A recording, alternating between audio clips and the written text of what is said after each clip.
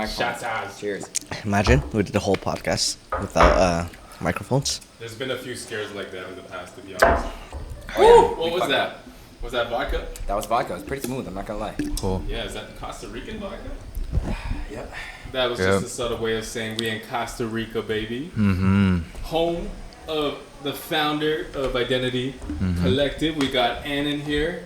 Anen, say what's up. What up? What up? Meow meow meow meow. And we also got Yi, owner of Playhouse Tattoos. Gang gang. You already know he was a guest on our Previous. 3rd episode. Mm-hmm.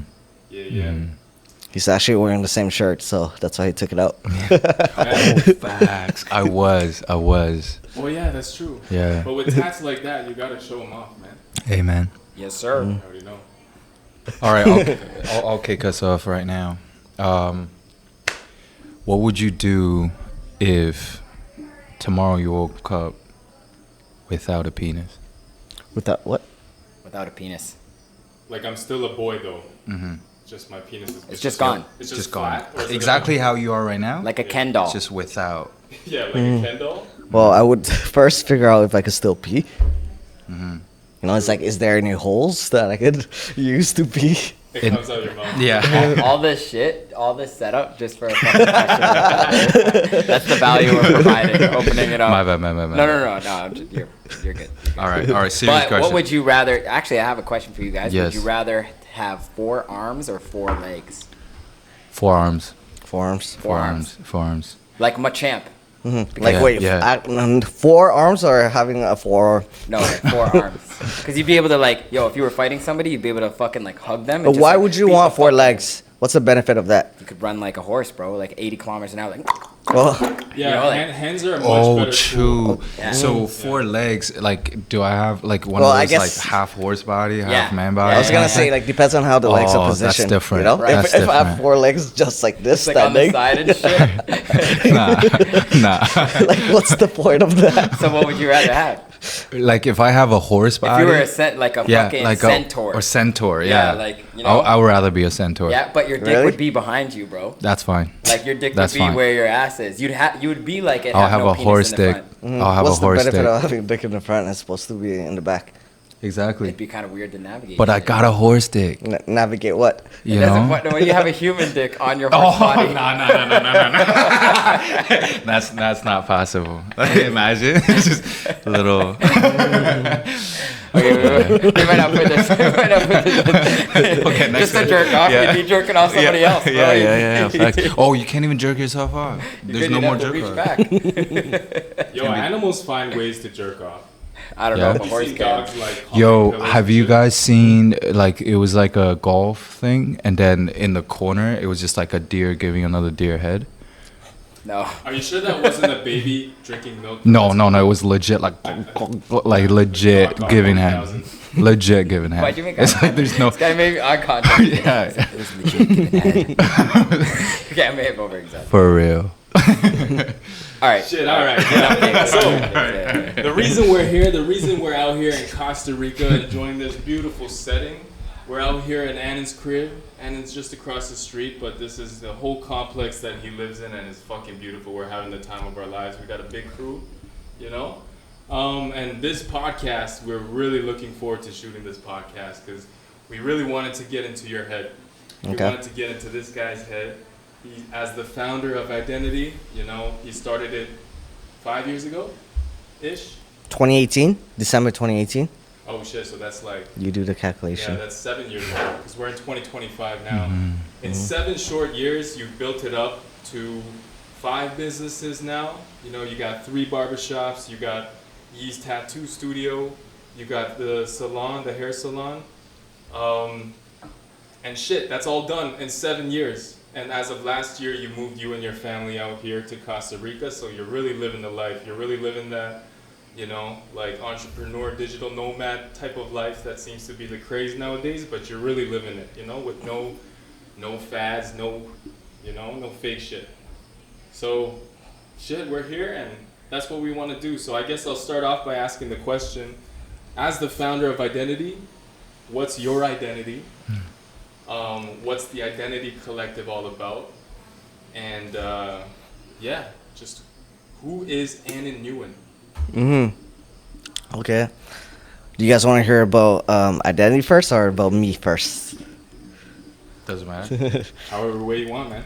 Okay. Well, first and foremost, when people ask me what's identity, which I get asked so often, right? I never have a like clear answer, because if you know me, like the type of person I am, like I just do shit, for especially back in the days.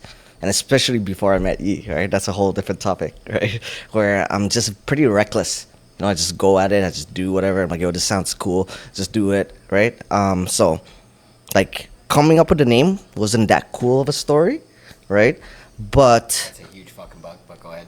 it's a Yo, at any given moment, a grasshopper this size might just land on our screen. Okay, just make sure you don't flinch, because you don't want to Listen, look like I'm a gonna bitch. start swinging. I don't care. I might hit you. I might hit somebody else, but I'm gonna start Coming up with swinging. But yeah, like coming up with the name, like I can't go and pretend that like, okay, like create a crazy story of like why I came up with it, and just trying to sound cool and like smart or whatever, right? Like, but like reflecting back, like you learn like why you subconsciously do things after the fact, like of you doing it. You know what I mean? So the few thought process that I did put in, the little thought process that I did put in, which I didn't use to put too much thoughts into like the things I do, was that like I didn't want it to be just a barbershop. Like Yeah. I just didn't want like the word barbershop in it or anything that sounded like a Annen's barbershop. or trims or fades or something like that. Yeah. Or what's another one? Actually, no, like it might get too close. But yeah, you might start saying some. Yeah, real- no, I get it. Even if you like, fuck it, like even like trendy ones, like they still like still pretty obvious it's a barbershop. Ace of you know? Spades would be like Ace of Spades. It's a clever pun. It's a clever like, and there's tons of them like Throne or Chair. Throne is cool too because it's like subtle. It doesn't necessarily mean a barbershop, but like the subtlety is there. I think it's the same thing for identity too, because identity does have everything to do with sometimes how you look, right? You could outwardly express your identity, right? Which is sick because it's not directly towards barbershops, Yeah, it's bigger than just hair. for sure, and everybody has one, Nice. right? Yeah, that's why I fuck with. You ever heard of sanctuary? Yeah. It makes it seem like it's a spiritual place. Shout out to Jason. But Look Oh, down, shit. Look down. Look You see down that? on your Jeez. fucking. Fuck, bro, that thing's making eye contact with me.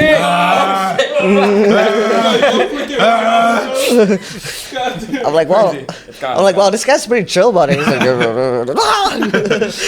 Yo, I was It's gone. like, It's gone. I was trying to Yo, be your mic. matching. Does his mic sound like it's playing? No, it's good. It's good. Are you sure? Yeah. Say something. Hello, test. Yeah, I- I hear it. Say I hear something. myself, but it is. I hear Yee's voice very. I think that's just his voice, though. Or now I hear it more I prominently. see. Yeah, my thing is just louder. I think. True. Yeah. And this now thing it's- keeps moving, so Yeah. I gotta keep holding it. Well, Yeah. okay, go ahead. Yeah. Where were we? But the point that I was making, Yeah. right? Like I knew I just didn't want just a barbershop. I wanted something more than just a barbershop. And I also gotta give credits to my ex-partner. Like we had a fall off, but he's definitely contributed into Yeah. the name and whatsoever. Yeah. Right. Right. But I feel like a lot of your vision, right? You say things, you don't put too much thoughts into it, and you just toss it out there, right? But then you start understanding it later when you revisit it. If you stick to what you do, you know what I mean? So like, I don't remember. We had a meeting in, when Heartland first opened, or like, or like a few years in the first location. It's like, okay, I wanna, like the mission statement is like, bring the best in everybody, help people to become like the best version of themselves. I said, like I want to create a community. I want to like core values to be in a certain way. I want to expand. I want to have multiple locations. I want to, Yeah. grow. Yeah, You know what I mean? But like every couple of years looking back, you look at your vision, exactly what you wrote, but you understand your own vision better. You know what I mean? So when it comes down to identity, like subconsciously somewhere, I really cared about like self growth you as a person, you know, like just growth, you know. So Word. Like, I think that's one of the more defining traits about you that I noticed from pretty much the moment I met you. Put that up there, right there. All right, dope. tell me more about it. It's way better. Yeah, no, honestly, like one of the more defining things that I like realized meeting you is that you're a guy that just goes with your gut and acts very quickly on your gut. And it's cool, like in the past 7 years, having conversations with you, because now it feels like you're becoming a lot more introspective, a lot more, you know, maybe the environment here has a lot to do with that, maybe your family has a lot to do with that, but it seems like a lot of the things that you acted on your gut with in the early days of identity, it's starting to sound like you're able to articulate those things more and more now. You know, you're starting to define it, and you're basically defining the vision that you had initially, which was just your gut feeling. And I think that's a lesson for a lot of us out here, where it's like, don't hesitate, just act. And that's the thing I want to touch base on. Like, you've heard the phrase "ready, fire, aim." It's a book. I haven't even read the book, but I'm pretty sure you can summarize the book in the title, right? How important is that phrase to you? It's funny because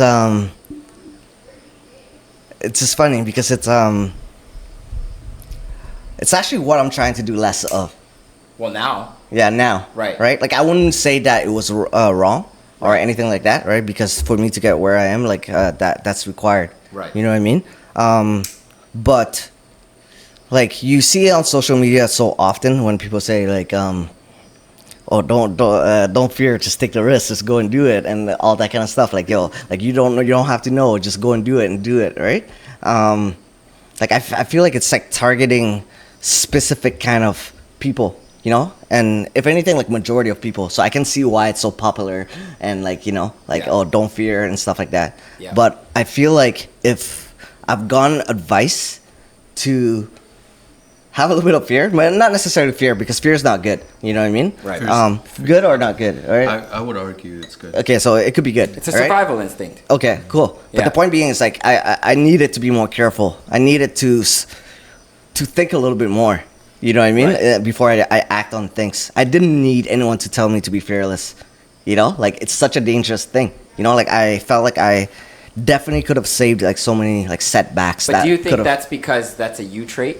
Do you think my that trait. like that because you were fearless, you needed somebody to tell you to be more fearful?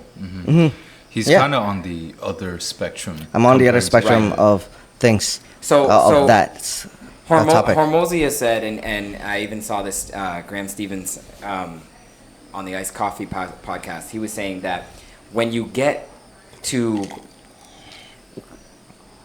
scale your business or your brand to a much larger, you know, fucking income, where when your company is just bigger, right? You have to think and be more intelligent on the one moves per year, right? Like Warren Buffett spends like a whole year making one investment or something like that, right? I'm probably butchering that quote.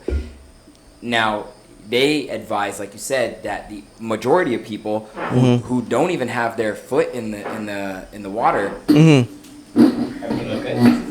Hormozy was saying that guys like Warren Buffett spend the whole year making one decision because he's playing with hundreds of millions of dollars, right? So now that you're playing with like more people's lives because you have like, you know, 10 plus members per shop, you have like 5 different business investments, right? So you got like 50 employees. So every decision that you make can be a little bit more impactful versus somebody who's just trying to start a YouTube channel. Yeah, right? It's funny because, like, I've never seen that video, but I could have sworn I've told you that so many times. Probably, yeah. You know? I noticed that a lot too. I noticed that like the wisdom that you have is like experience versus like shared wisdom. Do you know what I mean? And you know what's funny? That's what he's telling me. You know, like to, like he's teaching me a lot about like, you know, being careful and like striving for excellence and doing things the right way and stuff like that. You know, that it's like a whole different topic, but like. So Yi, what would you say is Anen's greatest weaknesses? Ooh, that's tough. It's not tough. You do it all day. Yeah, I know it's tough. Roast him if you have to. It's There's tough many. to pick one because there's too many.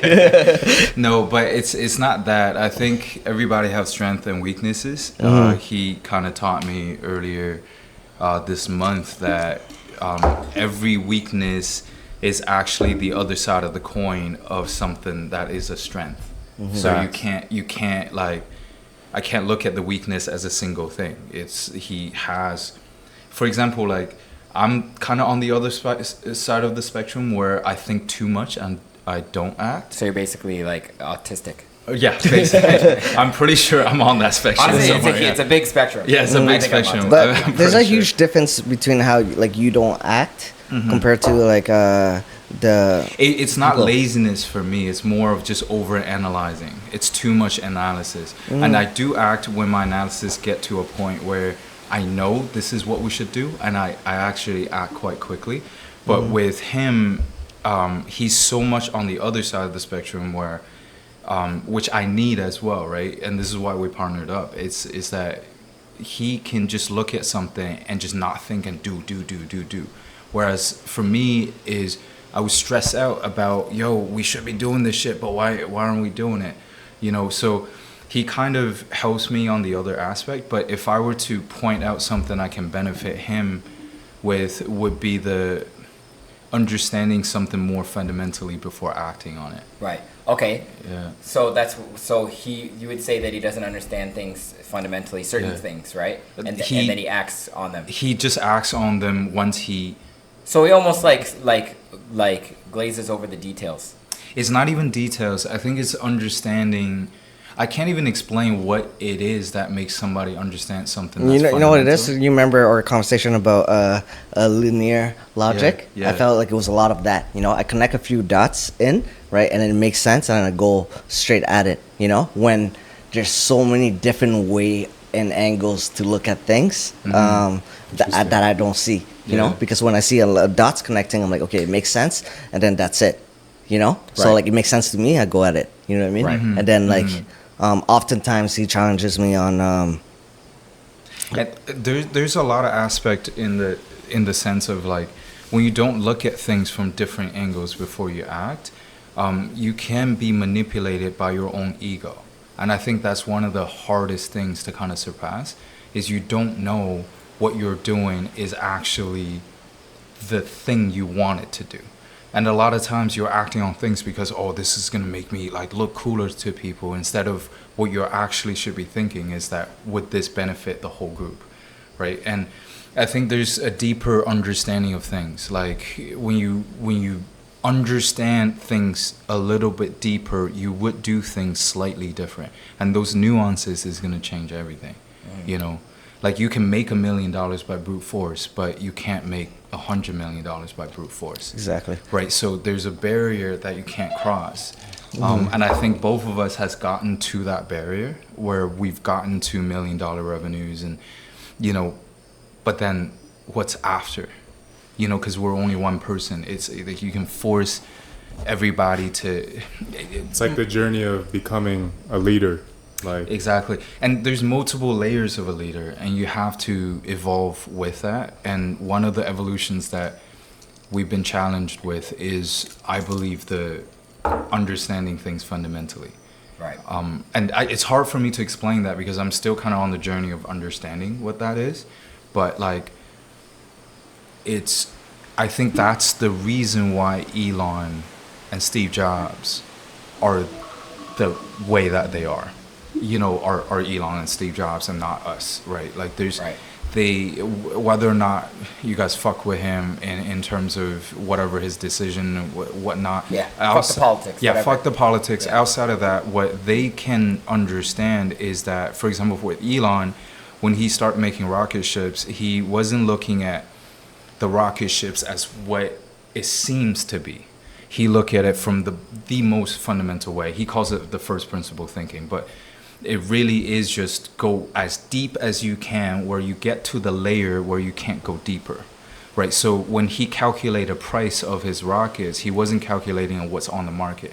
He weighed all the materials and he looked at what those materials cost, like how many like pounds of gold and how much pounds of, you know, of copper. And he literally said, okay, this is the cheapest this rocket would be. And in between this cost and what it actually costs, the difference is actually the cost of technology. So when he figured that out, he was able to drop the price of a rocket to like something like 5% what I usually, or even lower, right? And then he even fundamentally understood what the mechanics is supposed to be, so that he can reinvent the thing without losing what makes that thing great. And I think that's one of the hardest things to understand, but that's one of the most crucial things when it comes to like building something. You know, if you're building a barbershop, for example, like why?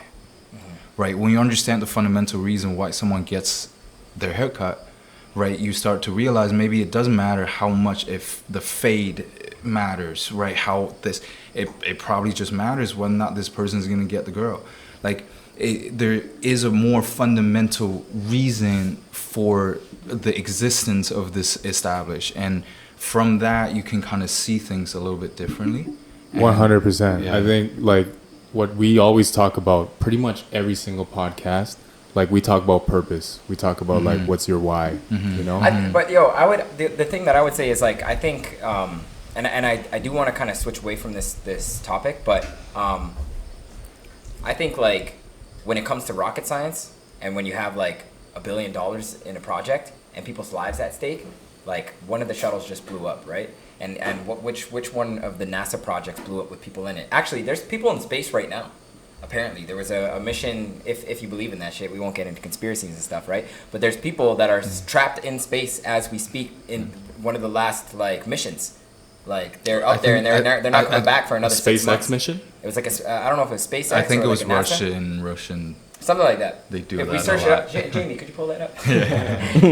But no, for real, there is actually people in space. But like, yo, understanding like not even just like on some purpose type shit, but like really dotting your I's and crossing your T's is a lot more serious and essential than aside from essential. But like, I would argue that that's not the point. I would say details, yes, you can reveal more fundamental values in details, but being more precise on things is not going to get you more fundamental. And I think it doesn't matter whether or not it's more important. I think if you understand how to think fundamentally, no matter what, you make more impact, you create better things, and you just understand what you do clearly. Yeah, so actually where I was going with that is on the topic of purpose and like understanding what your why is. What's your why, Anen? Like in terms of like what, because you work fucking hard. Like this guy just sent us his schedule. Yeah. And this guy wakes up every day at 4:30 a.m.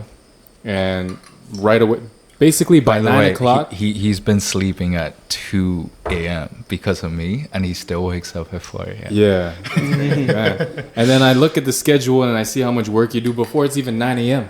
Before people have even, a lot of people haven't even woken up by 9 a.m. That's a secret. Like that is like an actual, like not the secret, but a recipe. Facts. I mean, at the end of the day, it doesn't matter what fucking time you wake up. Like you just need to have that much time of deep work to focus on something. But the reason why 5 a.m. is, if you would agree on this, is so crucial is because everybody else is asleep. You can't get distracted. One of them. Okay, cool. True. What would you say So the One other of one? a big one is that. So your work ethic is what I'm trying to highlight here. But to have that sort of work ethic, there needs to be something driving you, right? So what's your why and how has that evolved throughout your time in your adult years, basically, during the time of your business? Okay, it's actually crazy that you're asking me that right now, right? Because I'm already. this is probably like the first time I have an answer. Hold that thought. Time's ticking. It's what are we doing every 15? It was already 15 minutes. We were Yeah. gonna do a shot every 15 minutes. So we're doing this thing I'm right now, so guys. drunk. I'm gonna skip out on this one. I'll do Really? the next one. Okay. All right. Thank you. So every 15. I'm a lightweight, featherweight. It's fine. Salud.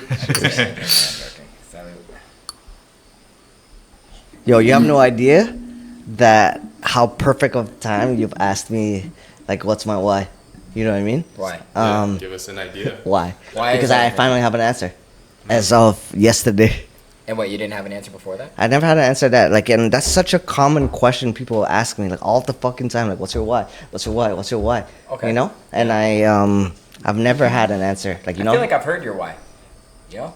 Okay, tell me. I feel like an overgeneralized like reason was like because you did at least read the 7 Habits of Highly Effective People and started with the end in mind.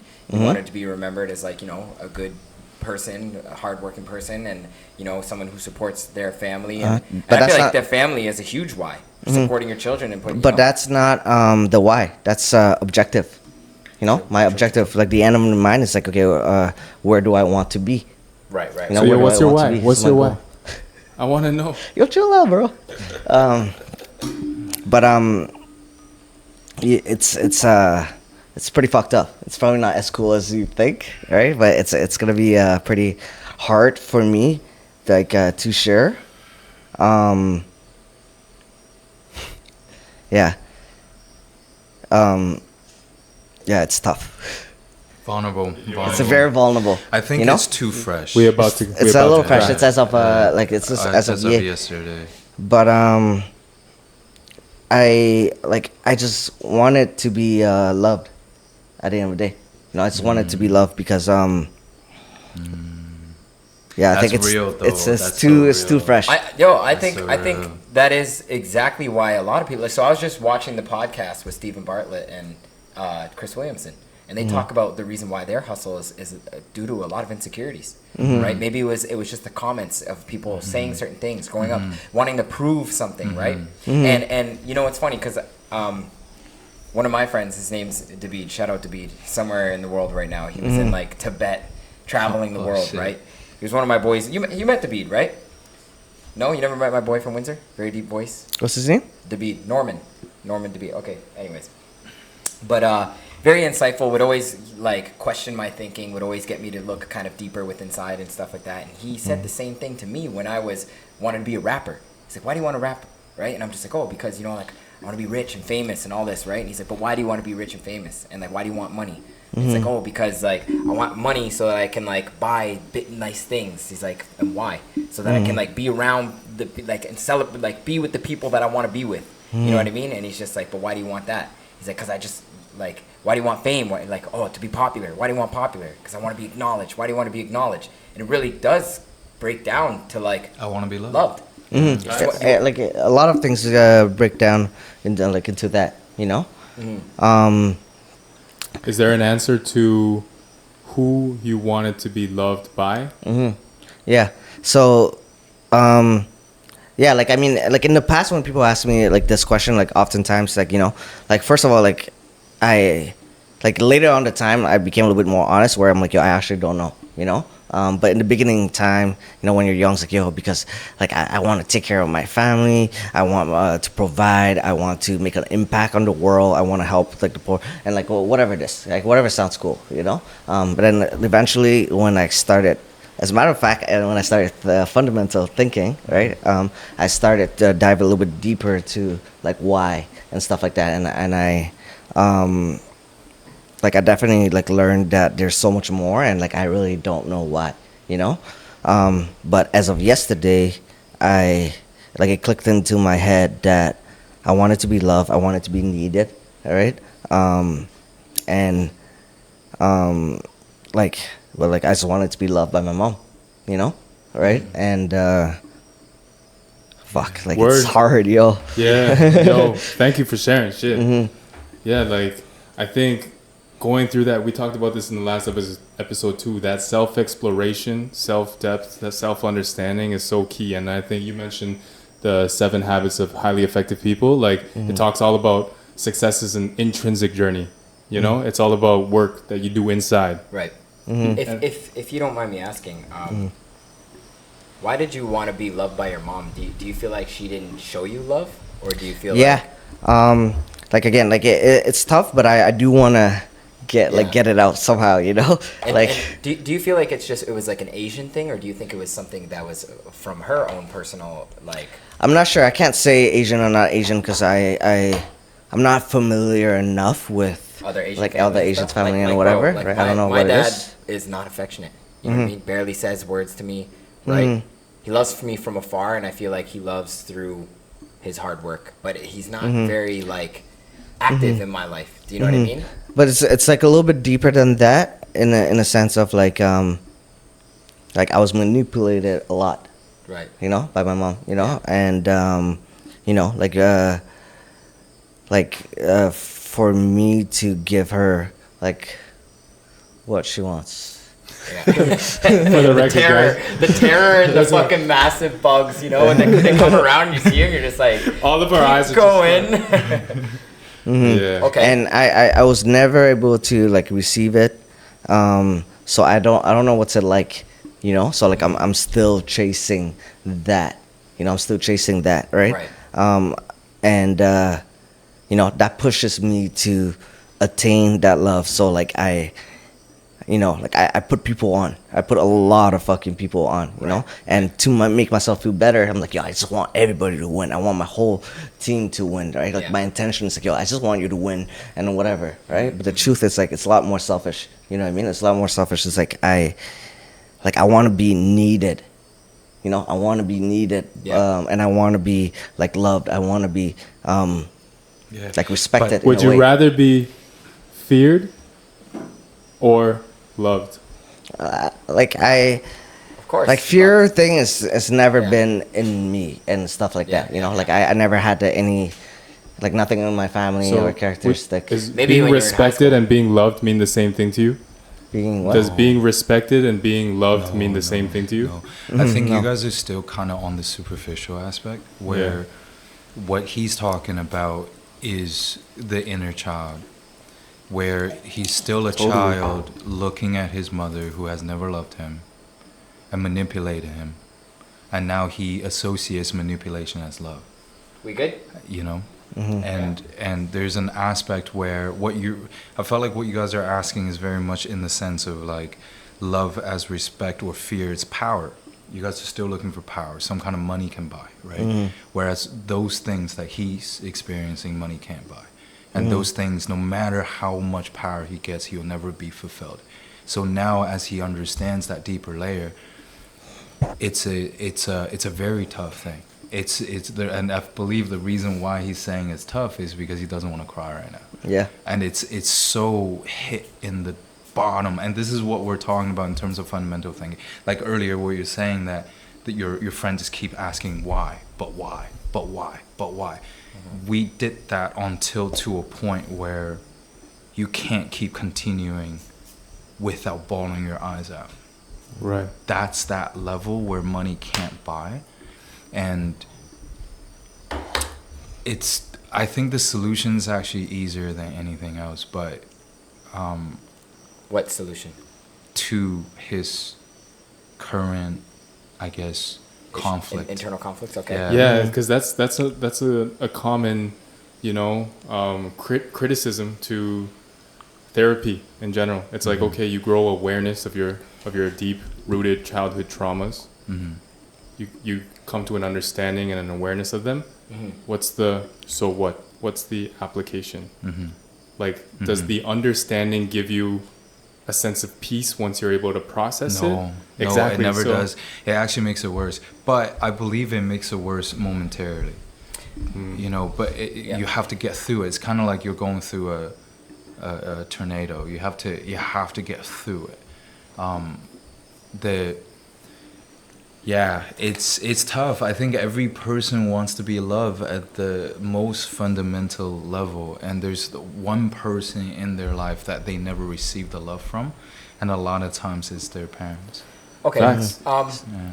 Sorry. What do you think? What do you think the solution is for that? Do you Well, feel like it's still like pretty fresh right now, right? Like it's as of yesterday, right? Freaking was bawling my eyes out, just fucking recognizing a lot of different things. But the one thing that I want to say that was different is like I woke up in the morning, I felt really good, you know, I felt really A good. weight off your shoulders. Like weight off my shoulders. I like appreciated, you know, like the people that actually love me, you know, and then also recognizing that I could just be loved just by being me. No, I don't have to do something for you. That's the self-validation versus external validation. Is for sure, an external. But like, so have you ever heard of David Hawkins? I would love to put you onto a book called Letting Go. I discovered this book when I was dating this girl. I'm not going to mention her name because fuck her. Not fuck her, but he just talks about how there's like multiple lenses. We're all experiencing life in many different perspectives, and he has this scale of consciousness, and in this scale of consciousness, it operates from the ego, which is the lower vibrational states of consciousness, and then it goes all the way to love and enlightenment, which is the higher vibrational states of consciousness. Why focus chasing love that doesn't love you when like you could focus on the love that loves you? Do you know what I mean? And like I said, it's because what you know what I mean? Like it's how my mom was, you know. Yeah. So that's what I'm chasing. Right. You know what I mean? And he spat some fact in that, like it was so real when he's like, yo, look at you. You know what I mean? He's like, yo, why is it that all the people you love isn't winning the way you want them to win, but all the other people are winning so hard, you know? Like there are people who are winning so hard, and those aren't the people that you love. Like why is that? You know, there's a misalignment somewhere. Well, because not everybody is capable of winning. I No, just it's don't not know. that. It's not that. I think there's a level of focus, just like you said, like because you're chasing, what happens is you're operating on the vibration that you're not loved. So you eventually attract the people that won't love you, and and because he's so used to seeing that love is being manipulated because his mother, he end up chasing the ones that are manipulating him, and then the ones who don't manipulate him are the actual ones who love him, and it doesn't ring at the top of his radar as love, so he never chased them. So he end up with people that loves him so much, and he loves very much as well, and he hasn't paid much attention to them. And that's why they are left in the dust. Whereas other people he consistently have to pay attention to are usually because they're yelling at him, they're like taking from him, they're manipulating him, so that because that's what he's used to, right? That's why there's a bug. That's why he was functioning that way, and he's consistently in a misaligned space, you know. So I'm very attractive to those people. You're very attractive. I disagree. Oh shit! I'm very attractive to those people that Attracted. Attracted. Yeah. Go ahead.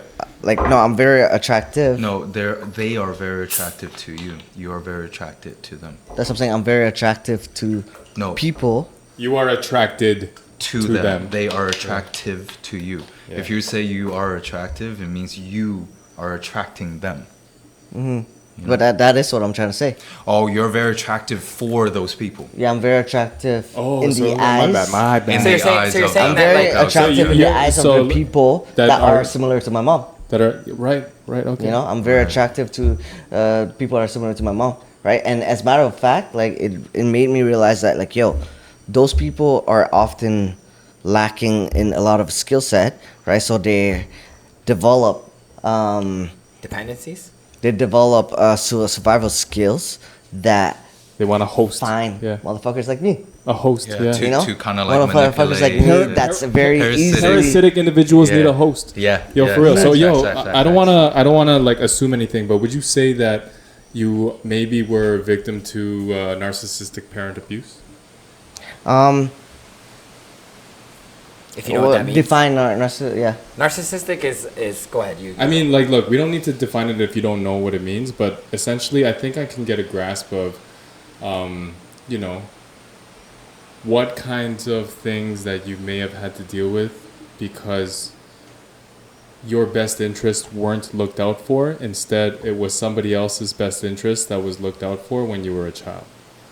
You know? And I feel like it's pretty common, unfortunately, and the way you've navigated it and the way you've applied that focus into something positive in your life is what stands out for you. So, You know what I'm saying? yeah. Like, and for the record, yo, I love my mom. You know, like I don't blame her for anything like that or whatever. I hate my mom. She, I'm just kidding.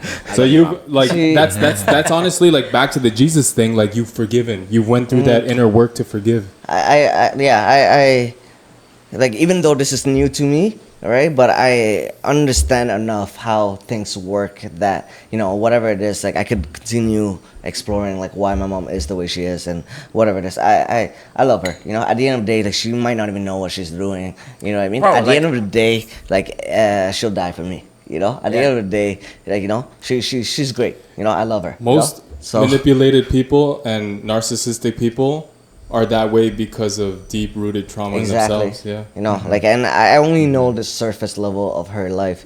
You know, like there was like, her dad beat her mom, and like, you know, her dad, like, you know, left her burn marks on her, you know, like legs, and like, you know, it's like some pretty fucked up shit, right? And Yeah. I only know the surface level stuff. Right. And like you can already assume that like Right. she had a pretty fucked up upbringing for her to be what she Facts. is. Yo, like that's, Right? that just speaks on your ability to empathize, and to be able to empathize is a really high-ranking emotion or sentiment. I don't know what you would describe that as, but on the levels of consciousness. So you're really like up there when it comes to that topic. And the reason why I feel comfortable talking about it on a podcast or anything is like she'll likely not watch the podcast and listen, you know? But that's like every parent's. You know? Yeah. She doesn't even speak English, you know? So, So, like, yeah. I wouldn't want to hurt her like that. But I want to wrap up this topic to go on to more of your like business oriented, because I know a lot of the folks that might be tuning in are interested in being an entrepreneur and such. But I have one final question, if that's okay with you guys. Like from that book that you say you read religiously, Why are you gay? You are gay. The 7 Habits of Highly Effective People. As you know, I'm just reading it right now, so I'm like not even halfway through the book. But they mention like personal victories or intrinsic victories come before public. Sorry, this is the quote. Private victories come before public victories. Would you agree with that? And what were your most significant private victories? okay, I don't remember that. I don't remember exactly that part. But can you elaborate a little bit on private Yeah, victories? so like we're talking about your intrinsic journey right now, right? Your deep-rooted childhood wounds, and how that defines your why. So a lot of that is this deep work you're doing intrinsically, right? So that's not something public that you share often. Along that journey of what you've battled with privately, away from the public, what were some of your biggest private victories that may have contributed to your public victories? And your public victories meaning your success as an entrepreneur.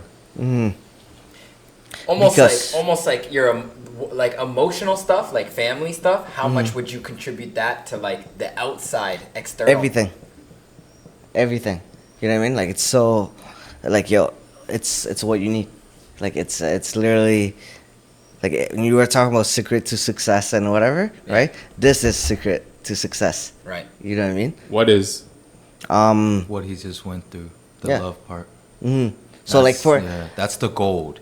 That's actually the most entrepreneurial. So like, Yeah. so anybody that's watching is like, okay, how the fuck does that apply to me? Like, what would you tell them?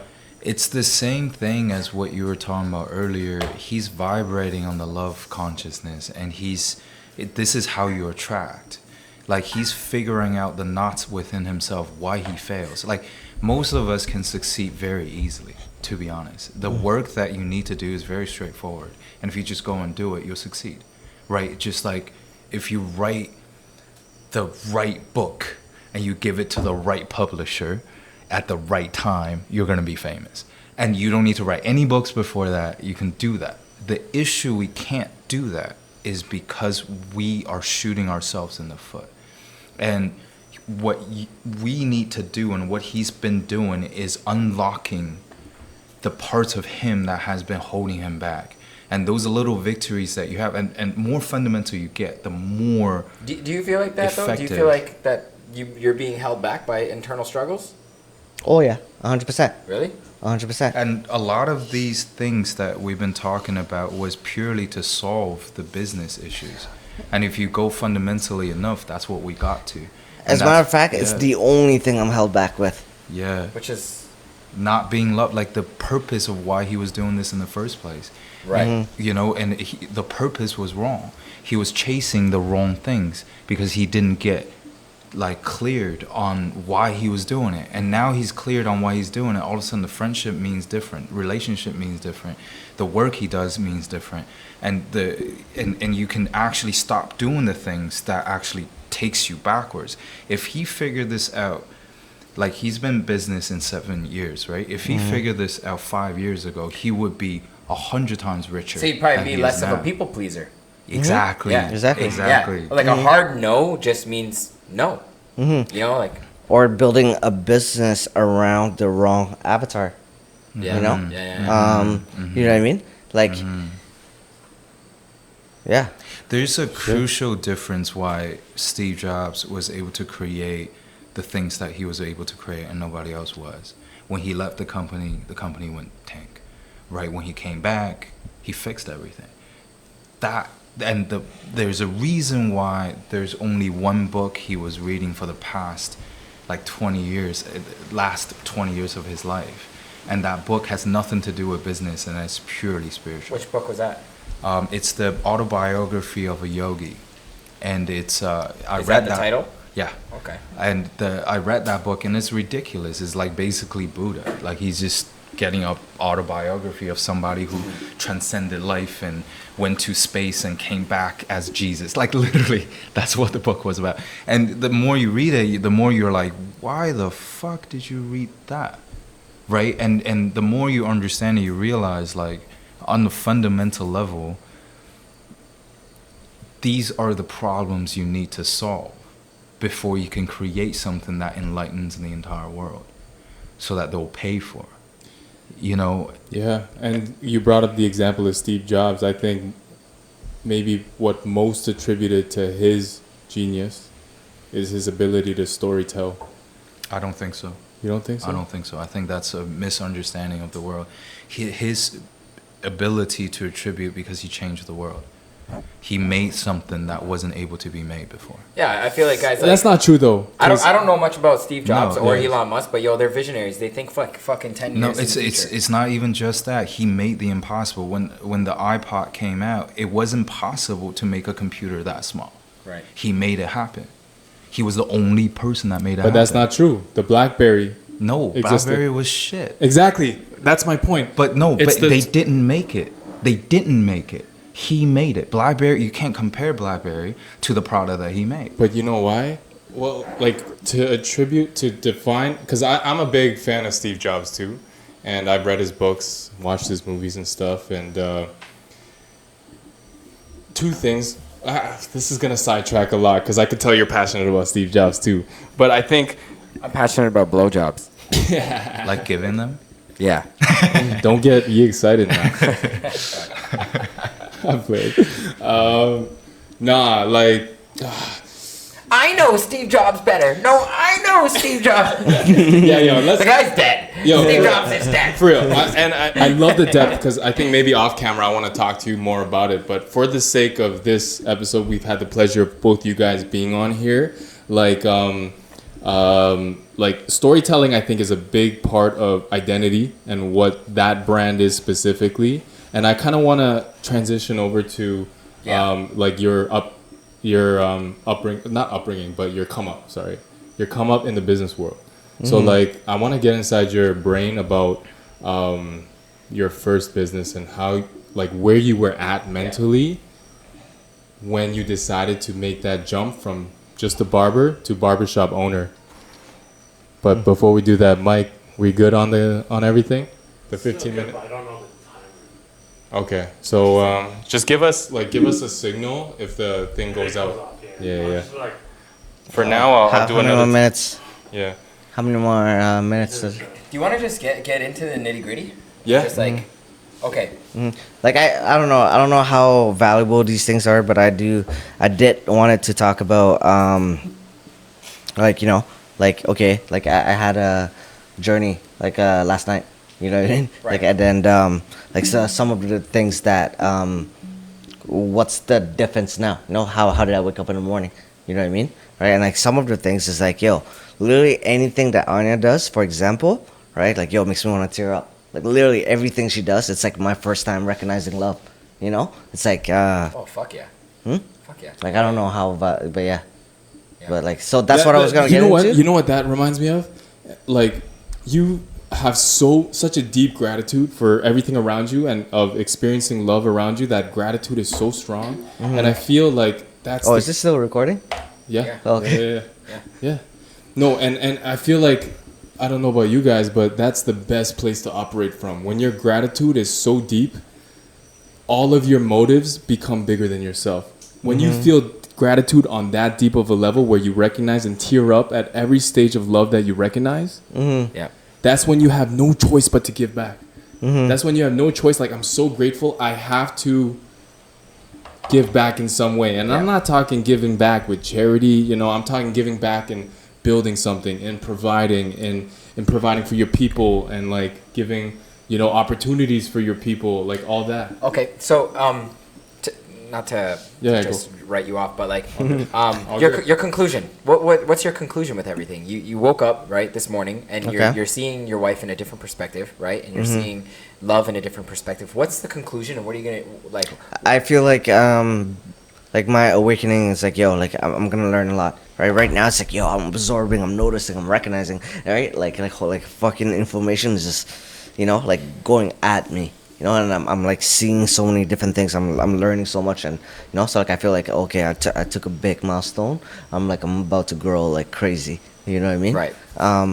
But yeah, like, you know, she came in and she gave food to all my friends. She made breakfast. She made sure that all my friends are good. You know, she made sure that, you know, like just it's like I'm so touched by every little thing she does. You know, and it's so just crazy because as men we don't see that shit. We don't see that shit as men. Yeah, I don't know about you.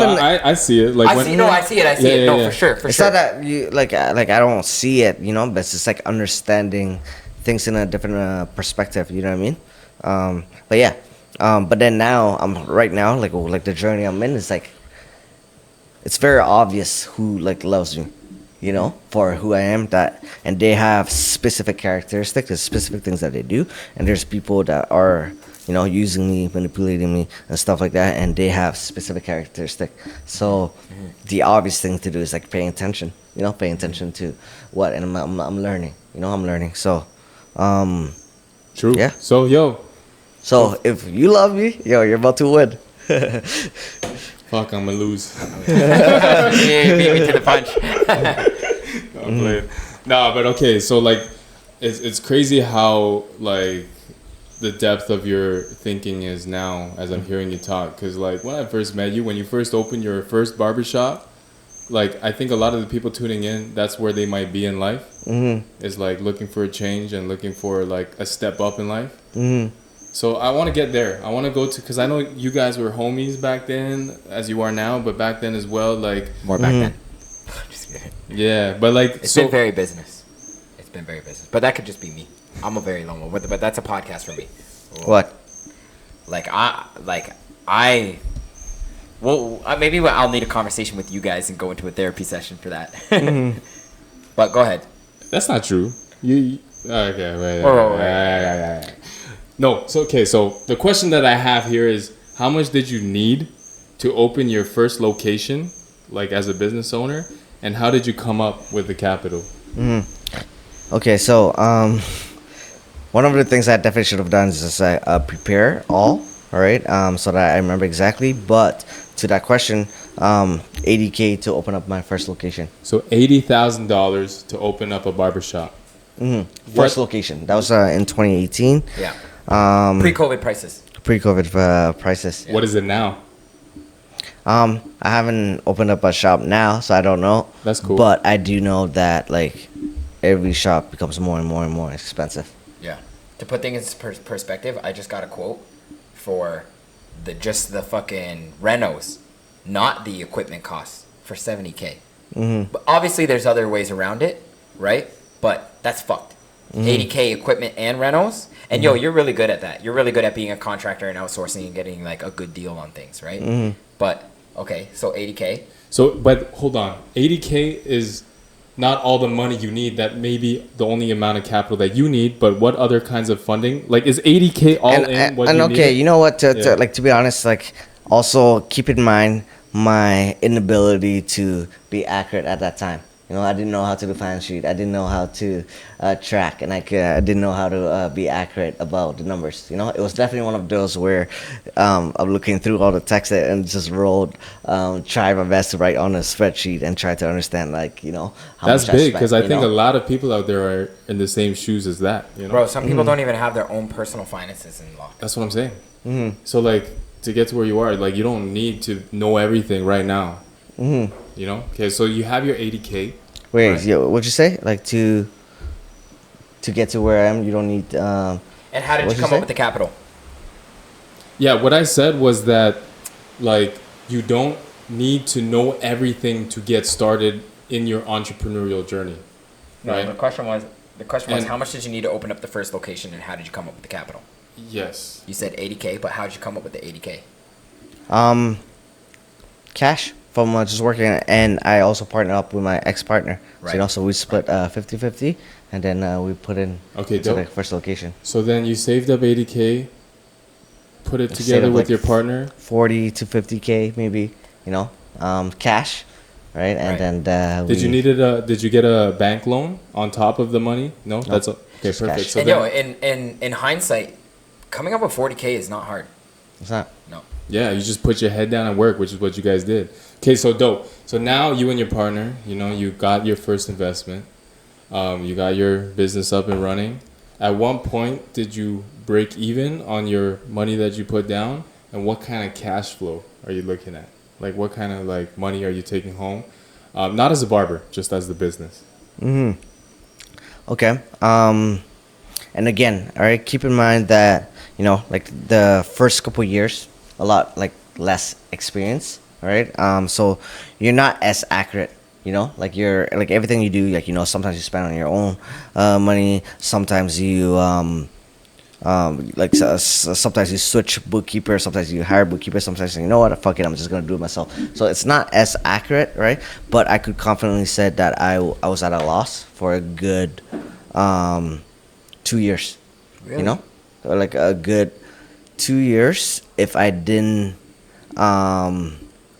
Meaning the business wasn't generating enough income to take care of itself, and you had to actually work in the business to take care of the business itself. Exactly, right?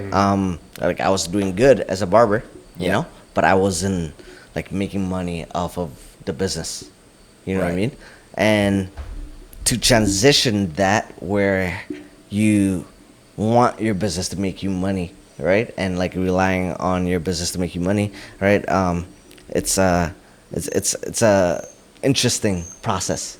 You know, Right. it's an interesting process. It's a So at what point did you break even? How many years into the business? 2 did you years. break- 2 years. Yeah. Interesting. Okay. 2 Wow. years. Wow. Mhm. Okay. First business at least. You know, obviously the more shops, the faster you do it. You know, and, And- the and- better you become at it. Do you recall like how much, like at that 2 year mark, when you broke even, how much were you generating in cash flow from the business alone? Within the 2 years, No, After like, the 2 year mark. At Once you the broke 2 year even? mark. At the 2 year mark, what was your monthly profit? Hold up. like first and foremost, I think it's important to recognize that most people generalize like how income works in the business. Yeah. You know, it's a lot more complicated than. Well, I don't want to say complicated, but it's a lot. It's not like, oh, how much income you make. Yeah. You know what I mean? Like it's like, okay, like, oh, like revenue, right? You know, it's like how much money comes in your business, right? Right. But then after that, like after the cost of goods sold, it's like how much gross profit you have. Yeah. You know, it's And like then there's gross profit, and then there's net profit. and then there's net profit. Accrual. What's that? Accrual. Yeah. Right? And then exactly, there's also accrual, and then there's also cash basis. You know, like which one you're talking about, right? And then let's say you net profit, but you're not paying yourself out, right? You're not paying yourself out, and you're reinvesting into the business again. You're buying assets. You're doing investment into the business. You know, so it doesn't necessarily mean like your dividend payout is like a certain amount. You know, so Right. like it's so much to it. It's like, okay, like how much you make. You know, it's like, okay, which one are we talking about? You Okay. know, so. for the sake of the question, let's say barbering at that time, how much were you making? How much I was taking home? Yeah, I was from like paying a myself salary out. base. Let's say a salary base on a monthly basis or a yearly basis. How much were you making as a barber alone? a barber alone. Barbering At which point in time? Let's just say before you quit barbering.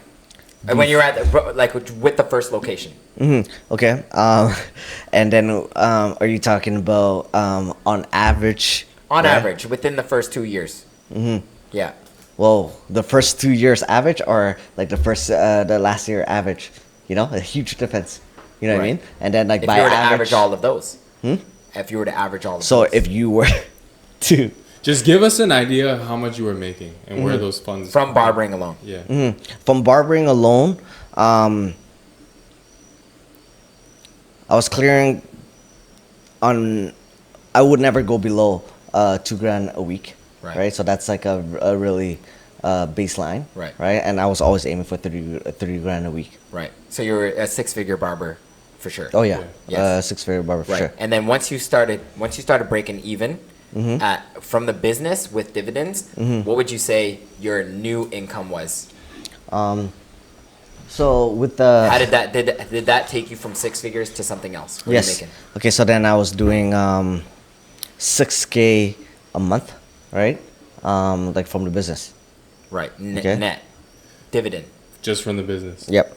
Right. From So that's just like one enough. So So barbershop. now you're looking at like 160K, almost 200K. Yeah. Yeah. Right. Yeah, exactly. Okay, dope. So then you broke even 2 years and you're now operating at a moment you're operating at that level where you're clearing maybe up to 200K a year on your personal net worth.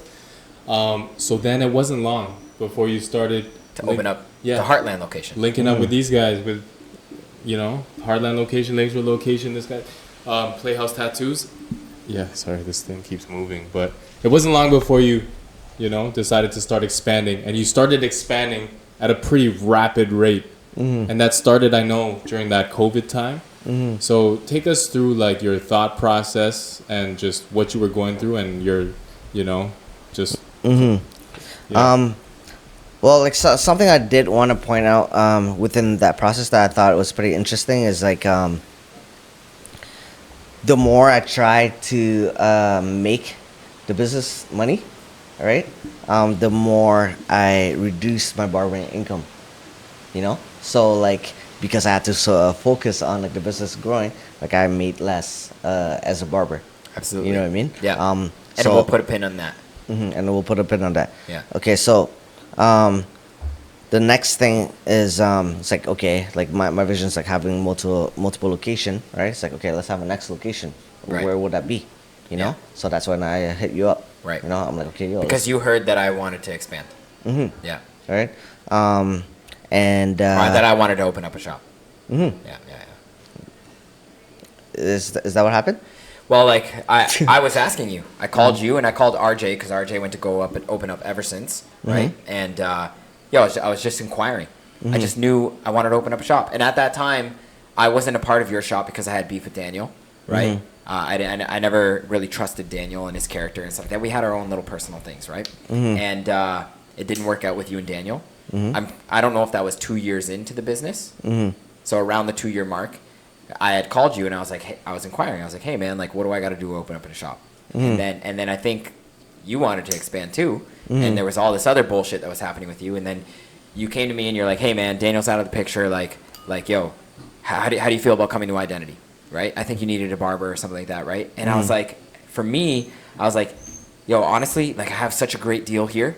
Like I was only paying like $250 rent, and that's pre-COVID times. So like any fucking barber watching this, be like $200. No, like $200 rent is like okay, go in a hole in a wall and go pay $200 rent. But it was good where I was at. I mean, they went out of business, so maybe it wouldn't have been a longevity aspect. But I remember I had told you that like yo, like as much as I want to come to you and like as much as I appreciate like an environment, right? I have it good here, like. Yo, is there hopes of opening up a shop? I want to do that. And I think because you were doing that, you saw it as an opportunity. Maybe it wasn't the best opportunity, but yo, it worked. We're working. Like, yo, Heartland has been nothing but good. Do you know what I mean? Like, aside from, like, emotional shit, but, like, profitability-wise, it's been good. We have a great team. I'm very grateful for Heartland. I guess, like, take us through when you realized you wanted to expand yourself. At what point did you realize, you know what, I'm ready to open up a second shop? So again, like how I describe myself, at a younger age, I definitely didn't put that much thoughts into it. Like I just knew that I wanted more, right? And I took a lot of very fast action. So I'm like, yo, okay, what's next? What's next? What's next? It's like, No I wanna have talk, multiple just locations. straight action. Right. Yeah. No talk, But just straight action. I would add too, you beat the bubble. You got into real estate as well. A lot of people don't realize, for people who don't realize, you bought a house during that time. You sold, you banded with your family. You took leadership, right? You said, you know what? We're selling this house. You took the fucking the reins, right? You sold your place on Dixie and Dundas, which was almost like a government housing condo. It was a pretty ghetto area, no? Right? You sold that because the markets were climbing up and up and up. You bought the place on Godwick in Mississauga for a fraction of what it's worth now. Almost more than 50% less you bought it at. It's crazy because I have such bad memories when it comes down to numbers and whatever. I don't remember anything, but I'll always remember exactly how much I bought that house for. Which was what? 518K. Right, and now how much is that worth now? Well, I haven't checked the market recently or anything, but I know at a certain point it came to 1 mil. At a certain point it came to 1.1. It's at least 900 million. And So, this is a dude. So- Sorry, 900,000. Bro, so real estate was a big part of how you kind of built up your capital. Yes. Did that come before your first location, or did that come towards your expansion? I bought my house before I opened up the business. So that was a big lever for you to. Later down the road. Well, buying the house would have actually taken away from your capital, right? Or no? Yes. And did you Well, have to, But then you probably did HELOCs and shit, right? Or any second line mortgage. of credit or if Yeah. refinancing later mortgage? down the road, Yeah. you're talking about? Yeah. Yeah, later down the road, yes. But I saved cash to buy my house. I saved cash to open up my first business. So Right. nothing to do in my house at that. But point. second shop Heartland, where were you with capital?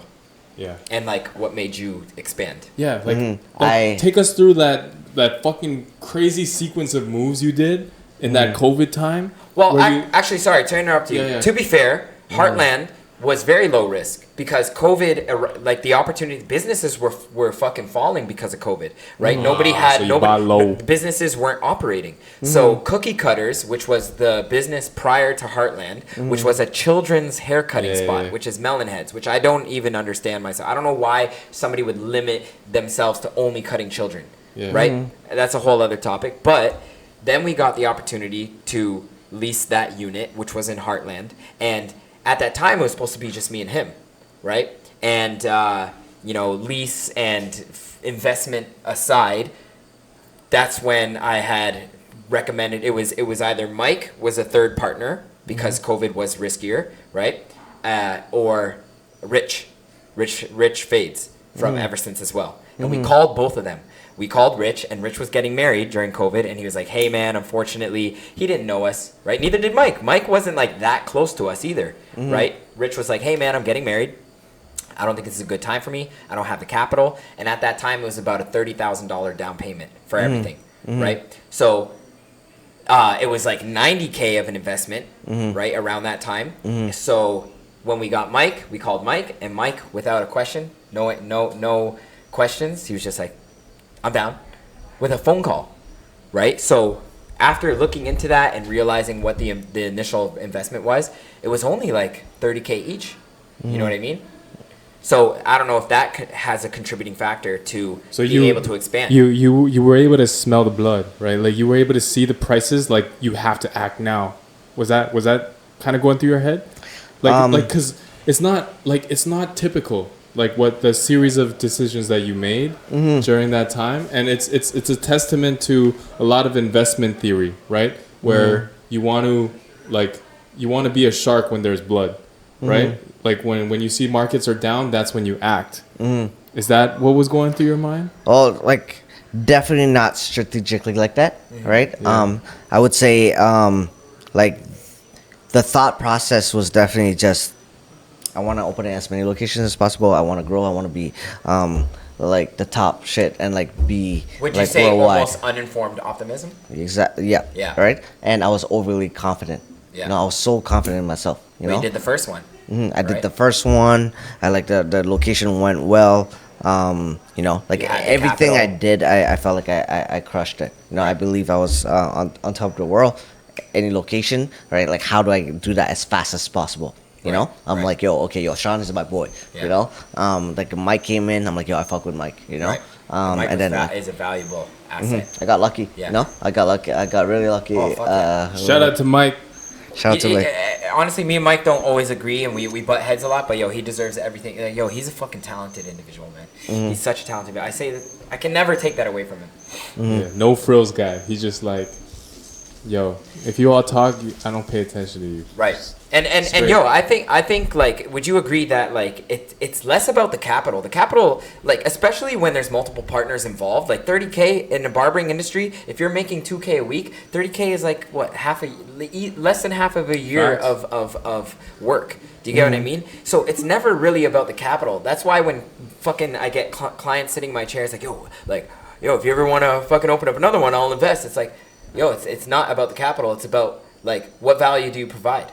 Yeah. Do you know what I mean? And the energy. Do you know what I mean? That's why I was having so much conflict. Is like, fuck, like, what do I provide? I'm not good enough. I need to fucking prove myself. You know what I mean? Yeah. It's like and that's like the competitive aspect for myself. But Word. So yo, like you're expanding. I think Heartland location was first. A second.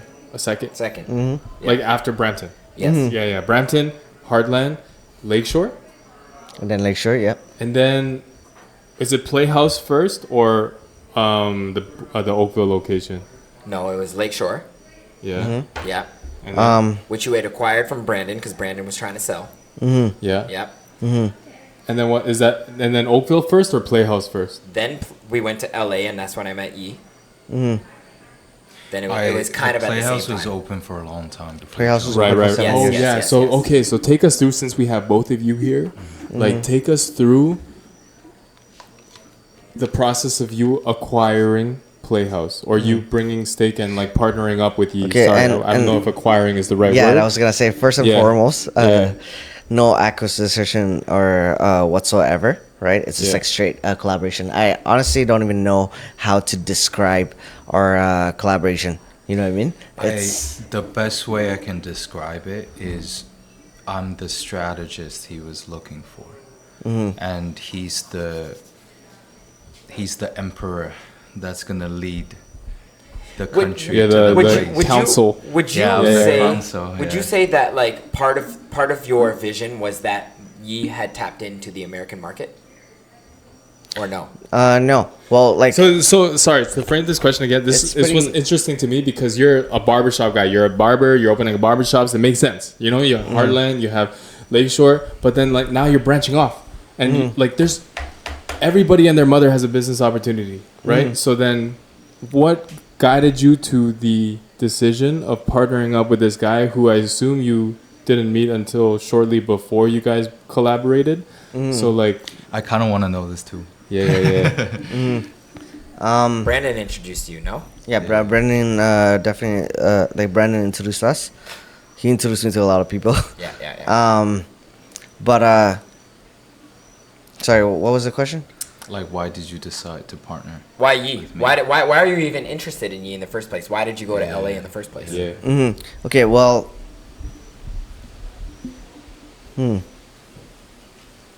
like first of all, I guess like the question is like why tattoo shop or whatever. Yeah. You know, like I feel like Why that's- tattoo shop? Why Yi?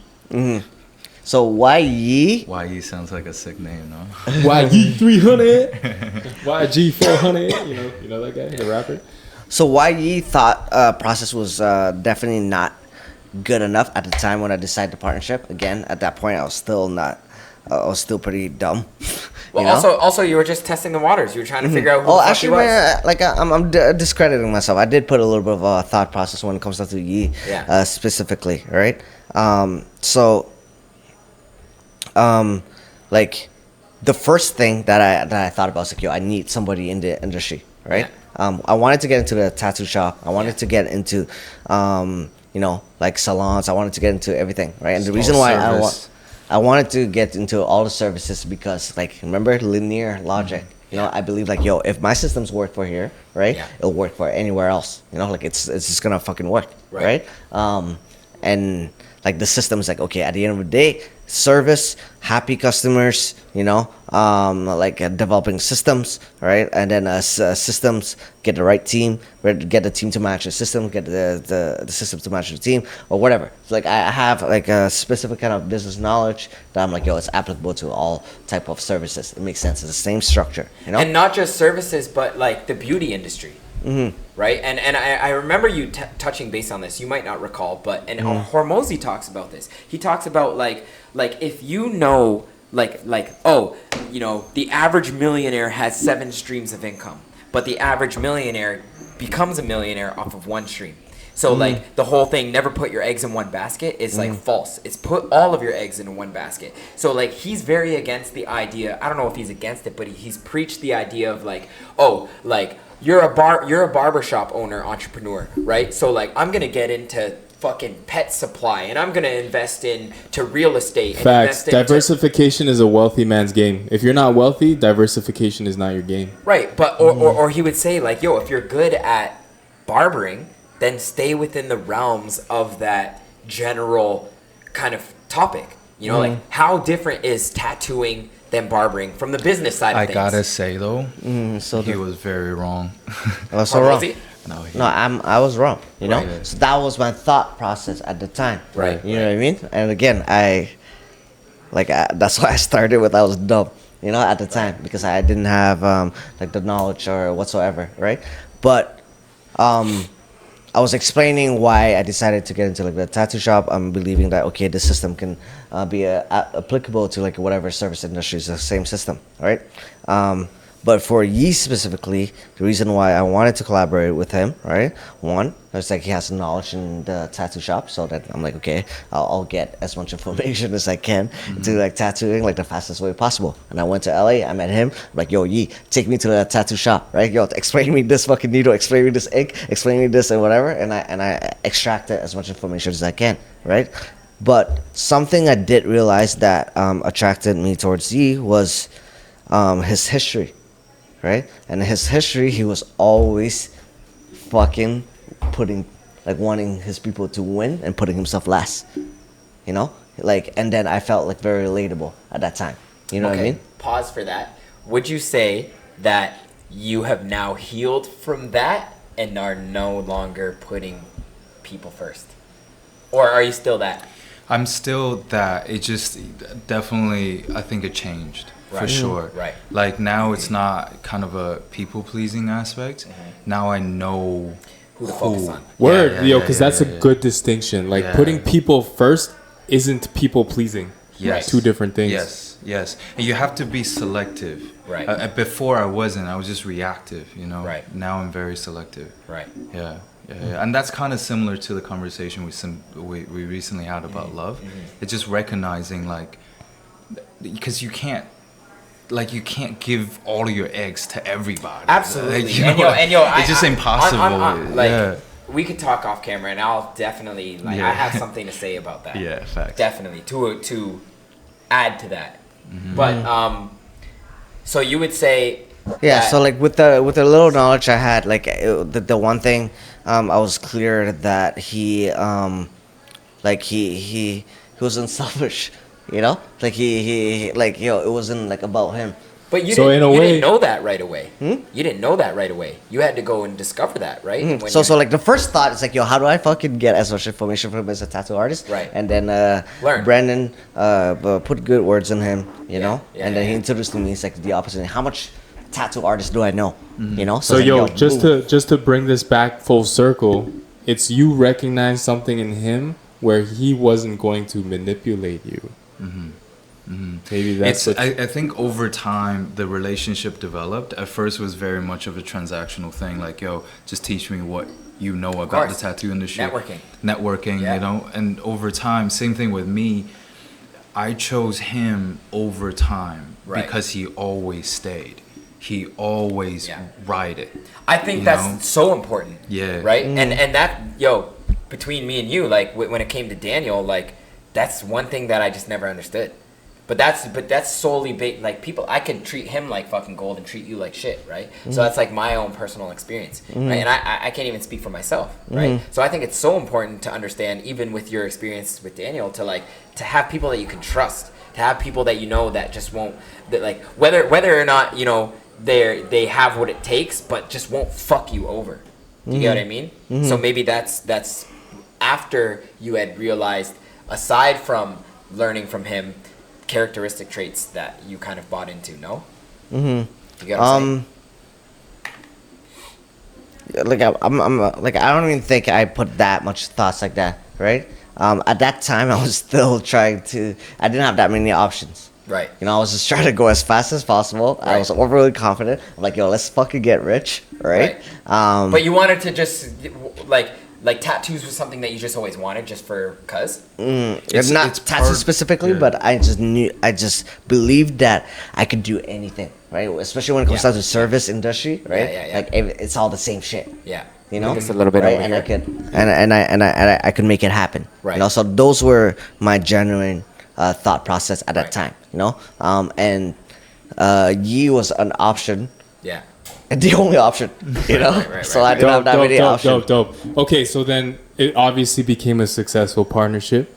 I know there's, you know, like work you're putting in you're putting in a lot of time of work to get to where your business is, and I'm sure you still see there's a long way to go. But as it stands right now, how much are you generating from all of the businesses right now? Generating in. How much are you paying yourself out? Yeah. Like now, okay, you were making $200K off of just the one business and your barbering. How much are you making now off the Heartland shop? How much are you making off the fucking Lakeshore shop? And how much you're making off the tattoo shop? I want to know your top line and bottom line. I want to know your top line, bottom line, and kind of don't go too deep into it, but like the biggest influences that creates that gap between your top line and bottom line. You know what I mean by that? Yeah. Okay. So right now, I would say I'm generating about like the dividend payout for my business about. Because you're no longer cutting hair anymore, for the record. So it's just business only. He's retired from barbering because he has no time to cut hair. So now business is his only source of income with the 5 businesses that he has. Go ahead. I would say I'm generating about like 4 to 5K dividend payout for myself. Net. Per month. Yeah. Not per month. Per month? Per month, yeah. 500K. No, she didn't say 4 to 5K. 4 to 5K. Okay, yes. Yeah. That makes sense. 4 to 5K. Yeah. Yes. So to 6K Yes. a month. Yes. And that's with 5 like brick and mortar businesses. Yes. And I would like to highlight, because you've shared with me, right? Like, and I share this with clients that are talking to me, right? I think a lot of people, a lot of people have this halo effect, right? I don't know if there's an alarm going off. It's me. A lot of people have this halo effect. They see the outside. They go, even with me, they go, oh, Sean's got a shop, he's cutting, 12 people in his chair, oh, this guy's banking, right? But they don't realize that in order to scale, you have, like, if I open up a pizza shop, right? Unless I'm the one running everything, right? Then if I do run everything, then of course I'm going to take all of the income. But if you want to step back and delegate to focus on the skill that is required to work on the business and not in the business, you have to fucking pay other people to do shit that is, you know what I'm saying? You have to delegate. So people outside would probably go, you have 5 businesses and you're only making 5K? I work at fucking so-and-so and I'm making more than that, right? But would you, like, it's necessary, right? It's necessary in order to scale to take less, have 10% of a watermelon as opposed to 100% of grape. So like I just feel like people just don't understand how business works. You know what I mean? So like it's so much variables. Right. You know, like okay, the business could be making way more, but I don't pay myself. Of course. You know, or the business could be making everything and I'm reinvesting. Right. You know what I mean? Or the business can be, you know, like I decided to increase the fuck out of my operating expense, right? So that my business can function in a specific way. You know what I mean? I can be You want to say something? I had a thought because I think the better way of looking at it is seeing how investors look at things. So like one of the only one of the only things, but like the most important thing they kind of look at is revenue. Profit doesn't really mean anything. Just like what he's saying, I can pay myself out like all the money that the business needs to operate this year and show you that I have like $1 million profit, but next year it's gonna bankrupt, right? Because you will grow, but the business won't. Yo, business here's a exactly. fire quote. Ready? Yeah. Damn, the fucking sprinklers, but go ahead. Yeah, that's cool. That's how you know we're out here in Costa Rica. We're in the jungle right now, living Jungles in have luxury. sprinklers, though? Living in the jungle, but in luxury. Anyway, this is a quote: "Profit is sanity. Revenue is vanity." Would you agree with that? I don't know what vanity means. Vanity means materialism. Yeah. Vanity is more like you know, Ego. I would reverse it. I would Really? say, I would say revenue would be more sanity, Really? and profit would be vanity. Because profit's manipulatable. why. Yeah, profit is too manipulatable. If I'm looking into a company, I want to buy the company. I'm not looking at your profit. I do want to look at your gross profit. I think that makes more sense. Yeah. But even then, it's like if I'm selling a cup of ice cream and I decide to make the material really, really dope, so my gross profit is actually very low, but I can create more of a future revenue that way, right? Or I have a way higher revenue because more people come in and I'm more popular. If I compare gross profit, someone might have a higher gross profit, but the company actually is worth less, right? So for me, I like to look at revenue more than anything else. Because it also unlocks opportunities for investors, right? Exactly, and it's more concrete. You can't really lie about your sales. But in terms of impacting your living, your standard of living, and you're saying that doesn't matter too much. It doesn't to really you. matter. matter Like too for example, like Uber has been in negative profit always. Yeah. Forever. Yeah, I saw that. Right. So but they're worth hundreds of billions of dollars. Like if I own 10% of that, I'm fucking rich. I can leverage that with the bank, but the bank's not going to look at what your profit is. The bank's going to look at what that stock is actually worth, right? And the reason why it's worth that is because I'm generating so much revenue. Yeah.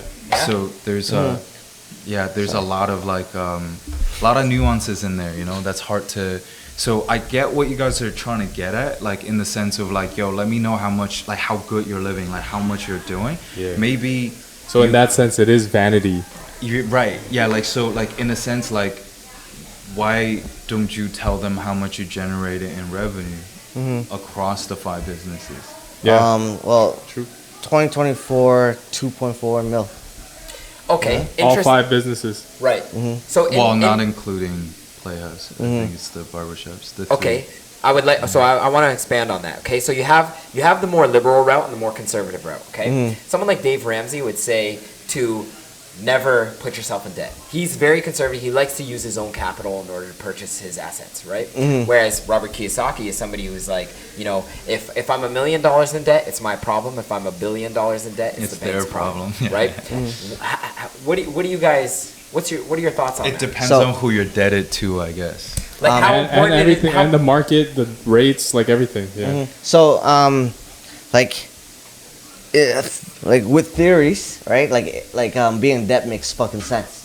You Right. know, like at the end of the day, what's your interest rate versus what's your return, right? So let's get as many low interest rate for free as possible, and let's get as many Right. ROI, like Right. have like better ROI as much, as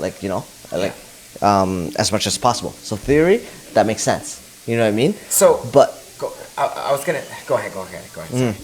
But to make that happen, right? Yo, it's not like you click, like that. You know what I mean? Like you gotta. A lot of risk. No, there's a mental game. The higher the risk you have, the harder for you to actually make a correct decision under that pressure. So depending on who you are, if you can handle pressure really well and still make a logical decision, one of the better way to deal with that is actually go to the casino and see how long does it take you before you they call it tilting. So before you start to lose all your money, how long does it take? If it's very short, then you don't really have that much ability to handle that kind of stress. So debt probably wouldn't be good for you. And you know how much knowledge you gotta have in order to make that happen. You know what I mean? So to it's guarantee a To return. develop that risk tolerance where you're confident and you to stay organized enough and stay on track so that you always guarantee like your ROI surpasses your debt. You know, it's like it requires like finance literacy, right? It requires organization. Like it's so much like hard skills that it requires for you to make that happen. So you got to be thinking way farther ahead. So Like, so it's how another long- job. It's another job. Yeah. You know what I mean? At the end of the day. It's like a full-time role just to think about these things. 100%. That's why And you then there's so gotta much hire a variables. CFO. Yeah. That's why you gotta hire a CFO. And then it's like so many variables to that too, like the longevity, the risk, Yeah. like Well, there's so many What like there variables to it. is a simple solution to that, and I think I follow that pretty strictly. Is that what works out the best for me to mitigate risk? Is I will put out, if I have $100,000, I will put like 30% of the money into a business combined with angel investors. So I wouldn't go to the bank. I wouldn't go to any firms, right? I forgot what they're called. It's not in my mind. But when I go to someone who actually can mentor me and who can help the business out themselves and give me the money, that's the safest route I can take with that money, personally speaking. Because my mental stress is not really high. Also, I'm committed a good amount of money so that it's easier for the angel investors to trust me to run the company. Yeah. And third is that the majority of money isn't yours. So the risk is you're leveraging other people to take the risk so that you can gain everything else. I'm a firm believer to never put 100% of your money into something, because then you are the only person taking that risk.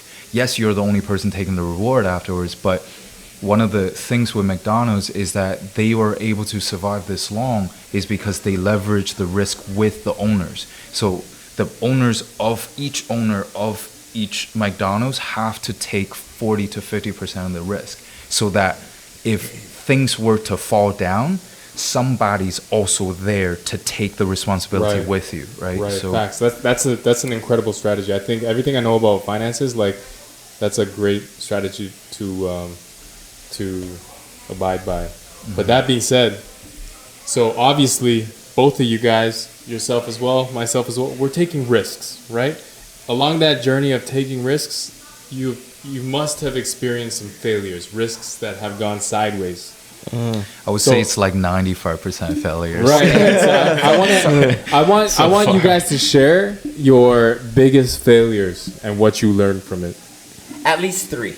For the sake of like what are some of your, if you were to name 3 biggest failures, Yeah. what are the 3 biggest lessons now, not even from those failures, what are your 3 biggest failures and what are your 3 biggest lessons leading up until now? Like it's hard to say which one's first, but like First what one I that was pops telling up in you, your mind. the first one that came to my mind, like what I was telling you, like linear logic thinking. Okay. You know, like thinking like that. I've thought it out. But did that learning come from a failure? Of course. What was the failure?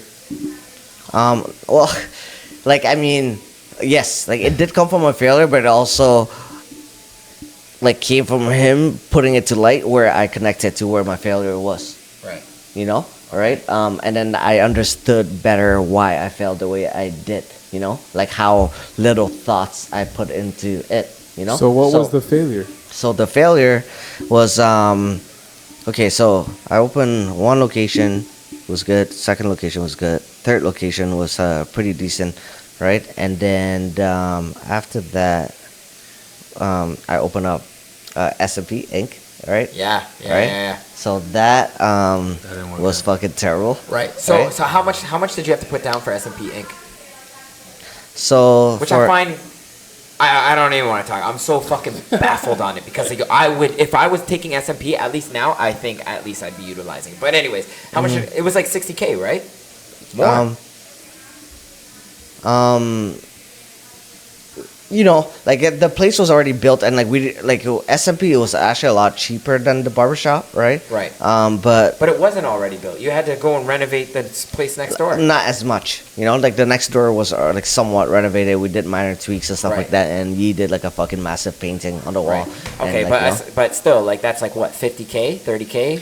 It's it was like kinda- about like 100K. Yo, Okay, let's just say okay, 100K. split It's between split three between people. like 3 people. It's Yeah. kind of hard to calculate because I think one of the biggest drainers is rent, and it's not like you're Because putting you're that still money. on a 5-year lease, no? Exactly, and it's Yeah. not like you're putting that up front, but then it takes away from your other businesses, and you don't even know. So it's still bleeding. Right. it's just bleeding. S&P Inc. you is know? still bleeding right now. Well, you know what? I think I did a pretty good move where I Like shifted Shifted, one yes, yes. unit to the other. Right, but right, it was right. bleeding heavy. Well, it's because fucking- then it's like your initial investment on the first shop was for what? You know what I mean? So- All those rentals and all that cost, all that capital kind of went to like, you know? So it was $100,000 failure. not from my pocket, no. But Split between 3 people. like It's from the business, I would say. yeah, split between 3 people, and obviously like the costs of like the monthly expenses. So it's and- mainly rent because I don't know if you guys are comfortable, but the CSBFL, right? like yeah, we got a loan for that as well. Right. Right. So I didn't pay for the cash. folks out there, the SMP business is scalp micropigmentation. Yes. Right. Scalp micropigmentation is for men who have receding hairlines or are balding, essentially getting tattooed to make it look like they have Right. hair fibers. Which is a huge bridge between barbering and tattooing, even though they may not have a correlation because you went to Yi before SMP, but it just makes sense. So this is actually a very That's juicy the thing because linear like logic. it Yes.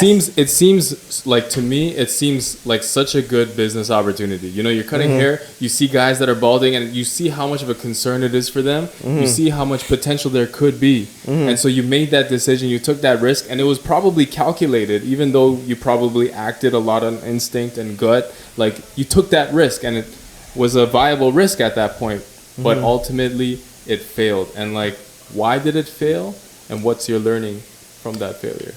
Aside from the why, like I just think like what was the most important thing that you No, got from it? but there's successful SMP, right? True. So why did it fail? Like Yeah. for you specifically, and Okay, so your- like, I guess like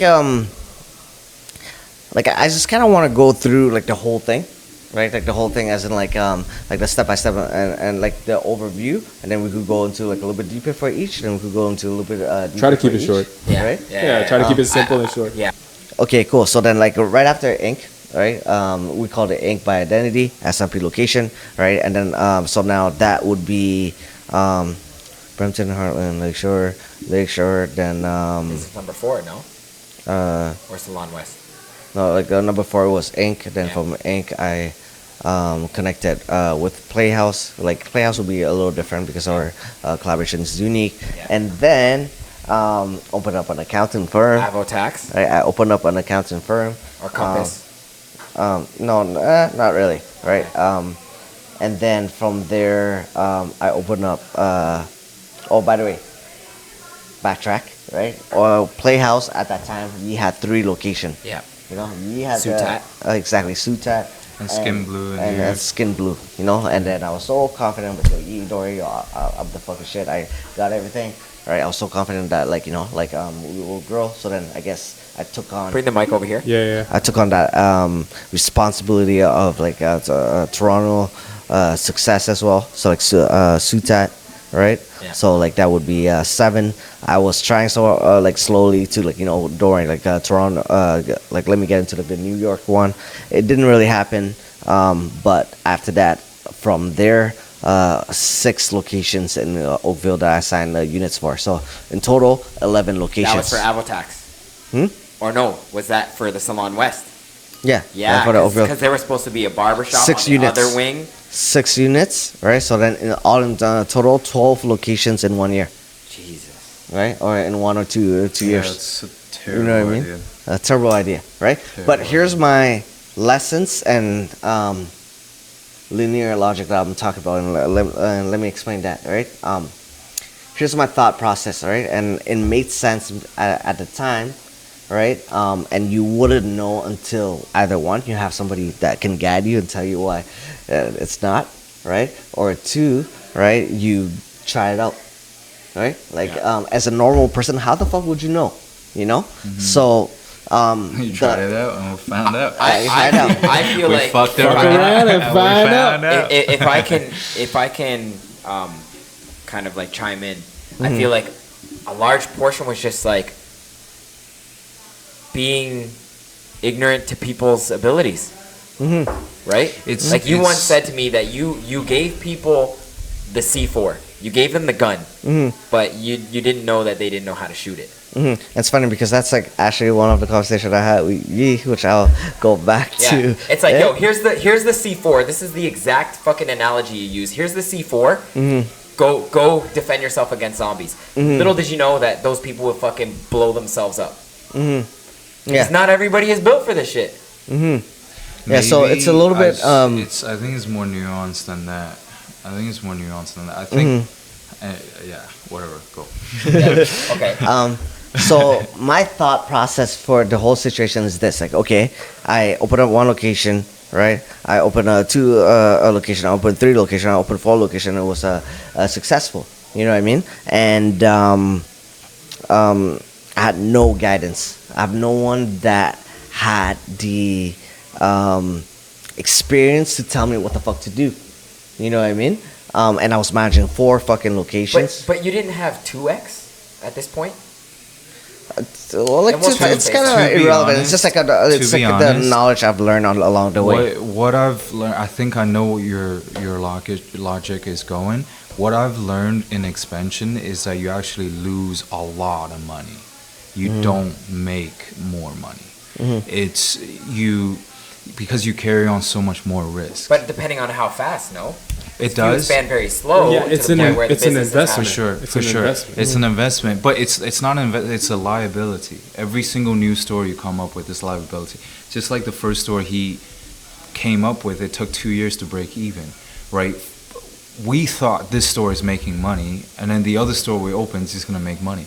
That's Yeah. not the case. Right. My store started breaking even by 3rd year, but by the 4th year, we were making like more money we've never seen before, Yeah. right? So then we thought, okay, we open another one, it's going to do the same thing. Why don't we open 2 more? Right. And that's where we kind of fucked up. But Like- it's almost like each location had to take a couple years to Exactly, get to that point. and but also you forget how much attention you had to put in it for it to be that. Right. Right, and the minute you lose attention from this one, you put into that one, and now you're battling the both, and you have like 6 fucking locations. All of a sudden, all of them fail. Right? Right. It's spreading too thin. That's the linear process. And of I think thinking. what you always preach about, what Sean preaches about, is systems. Because you take the most successful franchisors in the world, McDonald's, whatever, you can name a bunch of them. What allows them to be seamless and where you don't have to pay so much attention to every single location that you open is the strength of your systems, right? What's that quote? It's like, you don't rise to the level of your dreams, you fall to the level of your systems. Yeah. So I know you preach a lot about that too. And to be honest, I think you guys are on the track to perfecting that system to the point where I later don't down think the so. It's tough. I don't think so. So But okay, the we reason. got sidetracked. I really want Okay, to talk about your failures and, and your what I key was lessons. okay, so what I was saying is like logically, like, yo, as a person that like, I'm trying to make it more relatable, you know. So it's like, yo, I opened up like a 4 business so fucking easily, you know. I ran it well, the crazy culture, you know, like, yo, like we had a fucking sick ass culture, you know. Still do. We still do, right? But like, it was so easy. I'm not gonna lie, it was easy as fuck. Yeah. Right. Up to that point, it was so easy, and I think it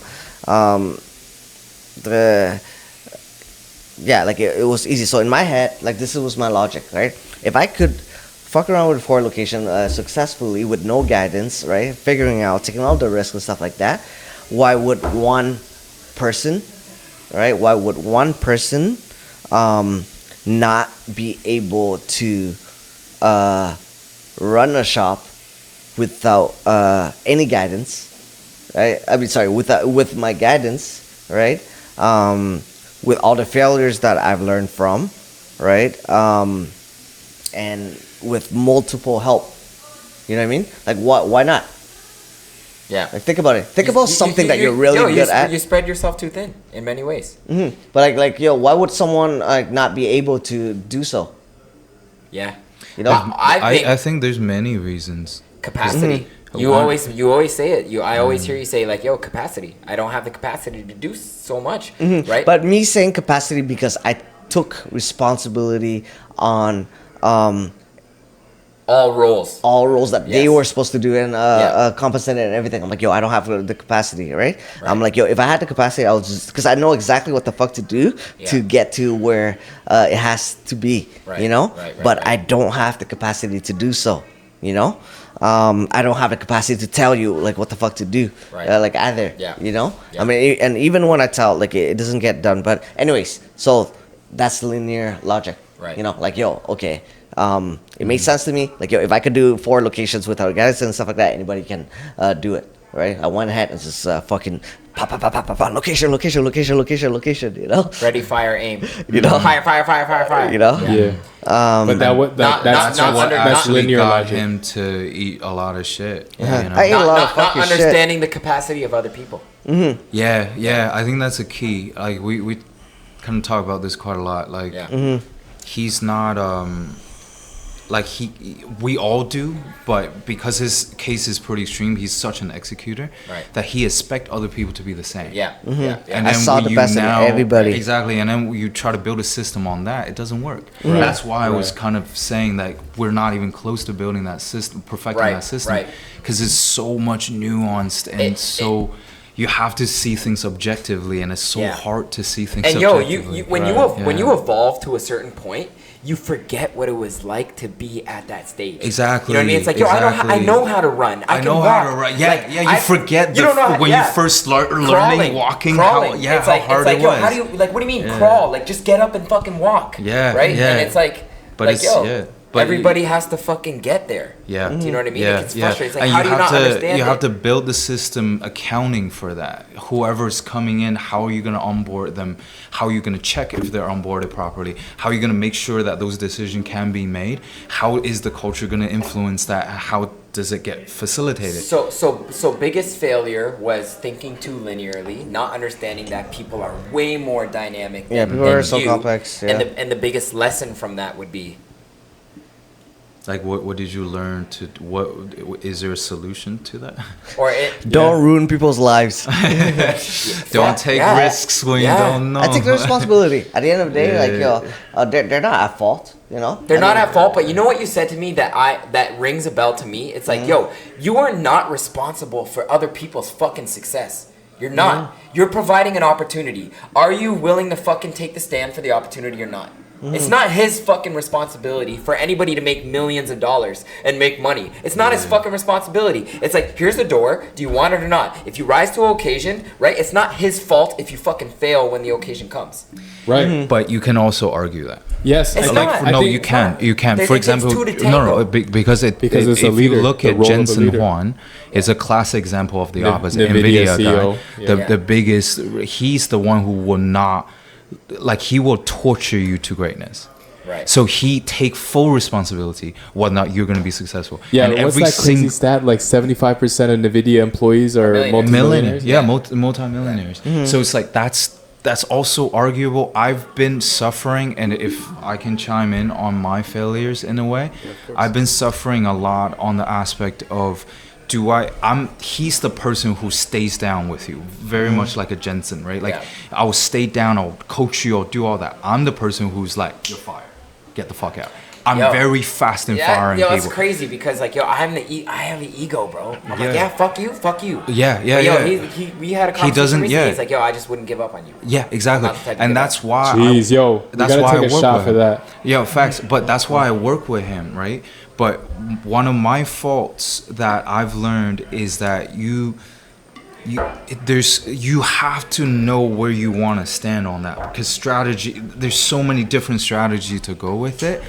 What I'm learning now is I fire people too fast, and I'm okay. And that, even though they say to fire people fast. Exactly, but I fire them too fast, or I'm lack in the mentality of actually educating people, you know. because at the end of the day, I stopped really caring. But no one's gonna be loyal to you unless you're loyal to them. It goes back to what I always shout out when I talk to you, man. Is that thing, the tat on your face? Lead with love. Lead with love. Yeah, and yo, that's why I think a lot of people fucking like gravitate towards you, right? Because aside from like the love aspect, it's like those are the traits of a leader, right? An alpha male isn't a dominant figure, right? If you're too dominant and you're just strictly like fuck you, I gotta eat first, blah blah blah, like push you to the curb, what will happen is the group will fucking kick you out.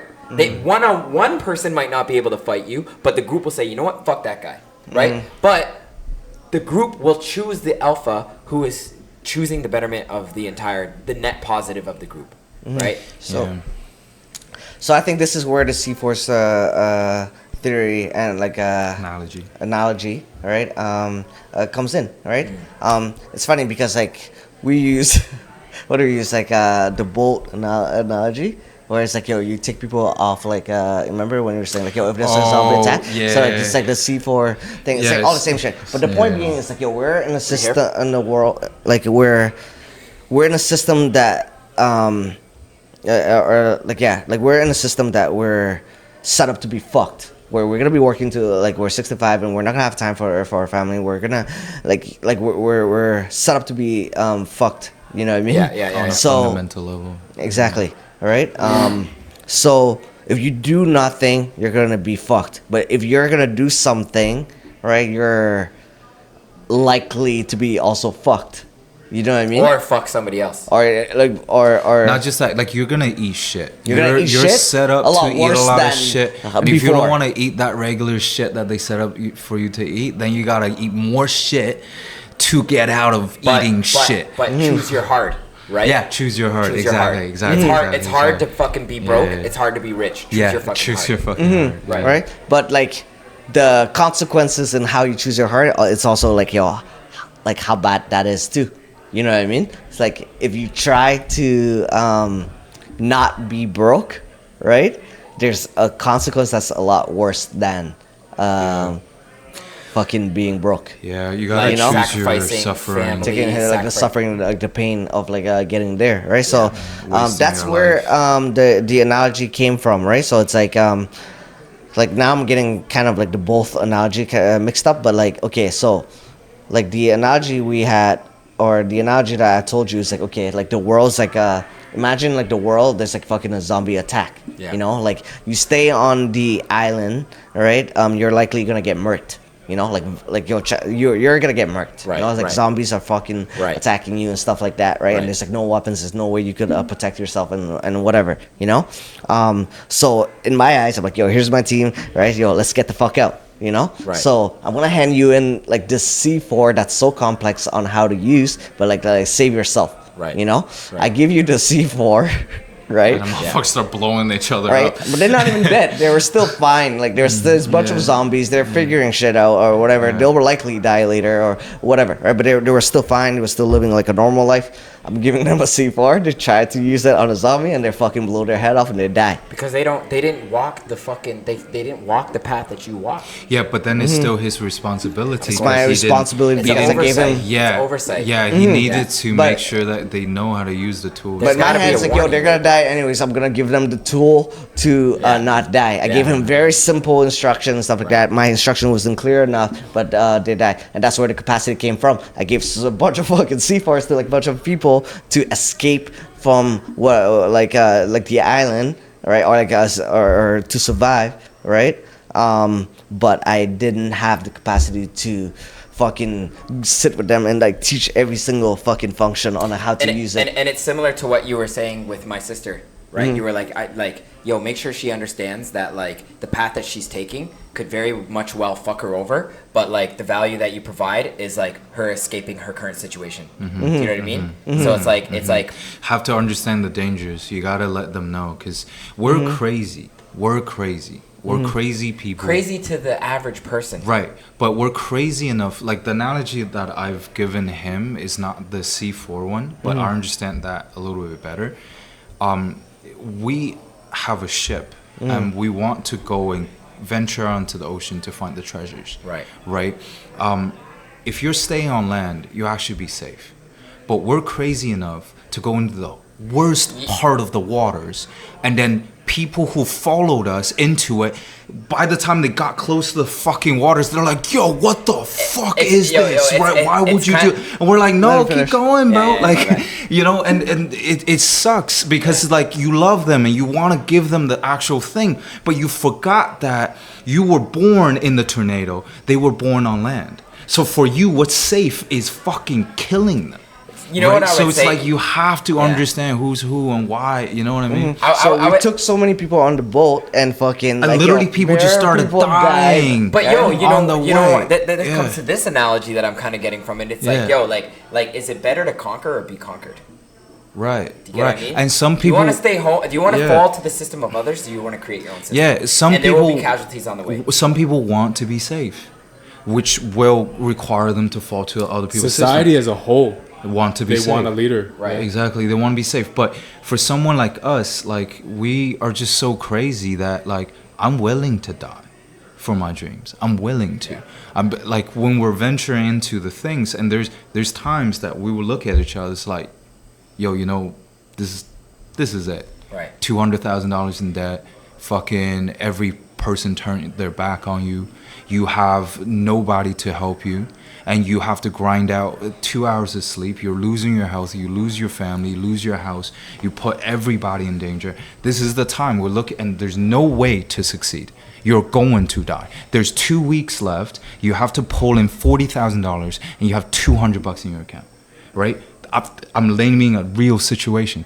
We will look at each other in the eyes and be like, all right, we're dying. All right, we're dying. Let's go. I'm ready to feel that with you guys. Yeah, I'm like, gonna let's feel go. it. I'm ready to fucking feel it. Right? Yeah. And it's Like- that's the thrill though. After we finish that, you know, guess what? We want to get back. But that's what makes you feel alive, don't you think? Yeah, it's Yeah. you're alive. In those moments, we're alive. There's moments like, okay, we're gonna fucking die, and then when we don't, we're like, all right. Because I say this to Okay. people, I say this to people all the time. It's just like comfortability makes me feel uncomfortable. Yeah, there's a certain level of death I feel when it comes to stagnation. So would you say that's the mark of an entrepreneur, and like what would allow an entrepreneur to be successful? Is that trait? Yeah, I think so. Just not giving up. And is that trait innate or is it learned? Can it be learned? Yeah, I think it's learned, but for me, I learned it very young, right? So in a way, people can argue that it's innate because of at that time you weren't choosing. Just like the same thing when he got into business, he wasn't really choosing. It just kind of happened. So yo, there's like a saying. It comes from a podcast. I think we spoke about it the other day. But it's like the most successful people, especially entrepreneurs, have 3 traits.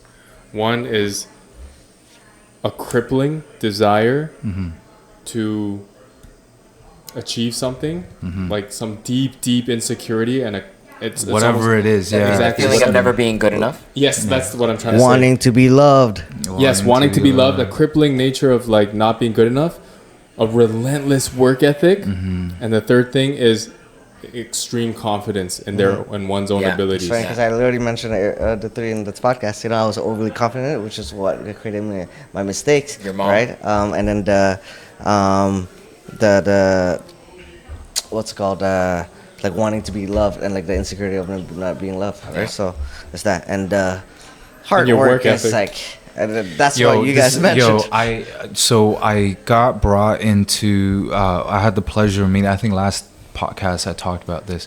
I had the pleasure of meeting one of the greatest artists of modern age, and he's done some crazy shit. Right. And when I asked him, I'm like, yo, the things you did was so difficult. Why don't you give yourself the credit? Because he was like, oh, I'm not even an artist. So I'm like, what the fuck? Yeah. Like, why don't you give yourself the credit? It's so difficult. And he looked at me in my eyes and said, life is difficult. That's given. Whatever you do, it's going to be difficult. So hard work, that's fucking given. Choose your hard. Yeah, like no matter what, it's going to be fucking hard, man. Hard. You know, your parents dying, it's going to be hard. The people you love leaving you, it's going to be hard. No matter what, it's going to be hard. Yeah. So it's like... Choose your heart back to... Yeah. What I would say, though, to answer if it's learned or not, I think all it is pain. The more pain you go through, really the more guts you have, the more risk you can take, and the more tougher you have, and the smarter you get. It goes back to that other quote that we talked about during the last podcast that we had together. It's an Alan Watts. I know you fuck with Alan Watts. It's like there's a price to be paid to achieve a higher level of consciousness. You know, like you can't have access to more pleasure without having access to more pain. Exactly, and that's why Einstein said that it's better to be the beast. He feels like being less conscious. But like, sorry to kind of stop, because we are approaching like more than 2 hours right now. How do you feel about us just going into the extra notes? I would like to ask you like questions based on some of the quotes that you guys, and specifically, have mentioned to me, and then kind of close off. So Anen, I wanted to ask you this question. Okay, you told me that it's difficult to develop skills as an entrepreneur while working in the shop as a barber. What did you mean by that? It's pretty freaking simple. You know, at the end of the day, all right, how many hours you put into developing those skills. You know, if you're working 50 hours a week, right, and how much time are you awake for? How much free time how much? Like if you put that 50 hours, like 30 of them went to barbering, only 20 went to managing. So the business. After 8 hours in a day of work, after going to the gym, after sleeping, eating shit, like, you only got like what, 4 hours in a day? Yeah, like and as a matter of fact, like that's like one of my huge took apart in like where my logic was wrong, right? It's because I didn't realize the separation of how far I am compared to people, right? Compared to like the barbers and stuff like that, right? I put so much fucking time, you know, like I'm talking about like 14 hours a day, 12 hours a day, 14 hours in days, like developing the skill set. I didn't realize how much I grew, you know? So like how far away I am from, you know, like people that actually cut, you know what I mean? So like, and after doing that for like 5, 6 years, 7 years, and like go on, it's like I'm not there anymore, you know? Right. So I forget what's it like when you don't have that time. All right, to put it into, you know, developing a skill set, you know. Absolutely. So like I think, as a matter of fact, like a lot of people ask me, it's like, yo, what do I miss about barbering? What I didn't like about barbering, right? The least favorite thing about barbering is the ability to develop like the skill sets and like learn and whatsoever, and put time into like the things that you want to put time in. Yeah. No, it's straightforward. In jiu-jitsu, they say like, how do you get better at jiu-jitsu? It's like repetition. Yeah, more time on the mats. Simple. You know, this I feel very deeply like this is something that I actually feel very deeply about, because when I'm training tattoo artists, one of the things about tattooing that's very difficult for him to enter is how many years of skill you need to build. It's not something that you can just replicate very easily. And now I have students looking at my work and it's like, yo, I want to be as good as you, right? And then they would do what, like 2 hours of tatting a day, 3 hours of tatting a day? And I'm like, yo, you're not going to be able to catch up like 10 years worth of fucking 14 hours a day. You're not gonna, like, you can be smarter than me and you're still not gonna, and that's just tattooing. What about like art on the side and art fundamentals? What about and business? all what about talking to your clients? What about building your portfolio? And as a matter of fact, like going back to you know, like dealing with people and stuff like that, it came to the point where we're so far that like I can't even explain myself, you know, like the whole C4 where I put people on, I fuck them up and stuff like that. They just don't get it. Like everything I say just makes no sense to them. It makes no sense. And I accepted that. I accepted that. Like anything I'll say will never make sense to them, and they'll never understand me, right? Like as a matter of fact, they'll probably still think like I fucked their life over, I ruined their life, and whatever. But it's fine. It's okay. I understand. I did ruin their life, and I agree. You know, at the end of the day, I did. I take the responsibility. It takes two to fucking tango. It takes two to tango. No, but that's the only mentality you could have for him to benefit from that situation in terms of learning. Take full responsibility. So I do understand, right? Like I understand everything I did wrong. I could break down everything I did wrong, and I'll try to learn from it. You know what I mean? But like, and I'll try my best to understand like where they come from and everything, right? I'll try to learn and break down how they feel and where I did them wrong and everything, right? And I take responsibility for that too, you know. But they won't understand me. Like how can they? How can they understand me if they don't have the knowledge that I have and the repetition that they've put in to understand? Yeah, one of the things that helped me forgive those people is that I realized I wouldn't even understand me. Like if I was at the beginning of my journey, I seen someone like me saying the shit that I would say to them, I'll be like, yo, you're ridiculous. I know what I'm gonna do. That comes with self-awareness. A lot of people's ego is so fucking like clouded that they point fingers at everybody. Well, yo, I fall victim to pointing fingers, but like I feel like for me personally, like I do have a strong self-awareness. I have a strong sense of who I am in the mirror, and boxing taught me that. Boxing taught me like it teaches you who the fuck you are, not who the fuck you think you are. Because it's like, oh, you think you're the shit? Go in the ring with a fucking 16-year-old kid and get your ass beat. You're not who you think you are. Jiu-jitsu on the mats, go with a fucking 45-year-old mother of 4 who's half your weight and she's fucking breaking your ankle, right? It teaches you who you are, and like, yo, I can easily look at Anen and go like, yo, I don't have the skills that he has. Do you know what I mean? But it's easy to cast stones. And one of the things that Hormozi talks about is like, instead of casting stones at the people who have what you have, instead ask yourself, what is it that they have that you don't have? And for them to have the actual things that you don't have. What is it like I can sit here and say like, oh, Miles isn't as good and blah blah blah, but yo, why does he have 1.5 million followers on TikTok? Right? That's he did some different. Exactly. Right. Okay, if I can ask another question here. So they say that the cheat code to success, this is mentorship, right? People say there's no cheat code to life, no shortcut to success, right? You would agree? Okay. Hell yeah. But some would argue that mentorship is the closest thing to a cheat code. I believe in cheat codes. Okay, so Anen, you personally have been a mentor to me, and I've also learned from figures like Alex Hormozi, Chris Williamson, Dave Ramsey. 2X is one of your mentors. Would you agree or no? Yeah.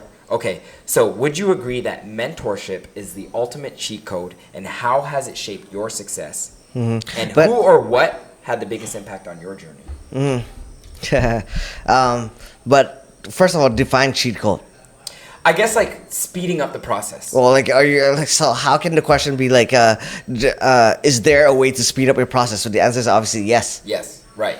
You But know? some people say that there's no get rich quick. There's no so there's no way to speed up your is process. there anything more than a mentor, like a really strong mentorship? Yes. Is there anything beyond that that can accelerate your success? Yes. Okay, and if so what are they? And if so, is mentorship the highest of those? I got you. AI, books, the internet, but video games. Isn't that all mentor except AI? Like books, isn't that like mentor in a way? No, mentorship is different. Mentorship is like direct handholding. Yeah. So all those things is self-teaching. Also biohacking. Self-learning. Yes. Biohacking is the number one, not number one, a big thing. I did a video on this, by the way. Go ahead, continue. So, like, in a way, I believe in cheat codes because it's because of the people that believe in cheat codes was able to create the things that people didn't think was possible. Right? Internet is one of the biggest cheat codes. Absolutely. So, in a way, I think leveraging these cheat codes still requires you to work hard, though. Right? It's like the shortcut isn't. It's done. Let's keep going. Let's keep keep going. going. We'll have this. I can replace the battery. It's probably the battery.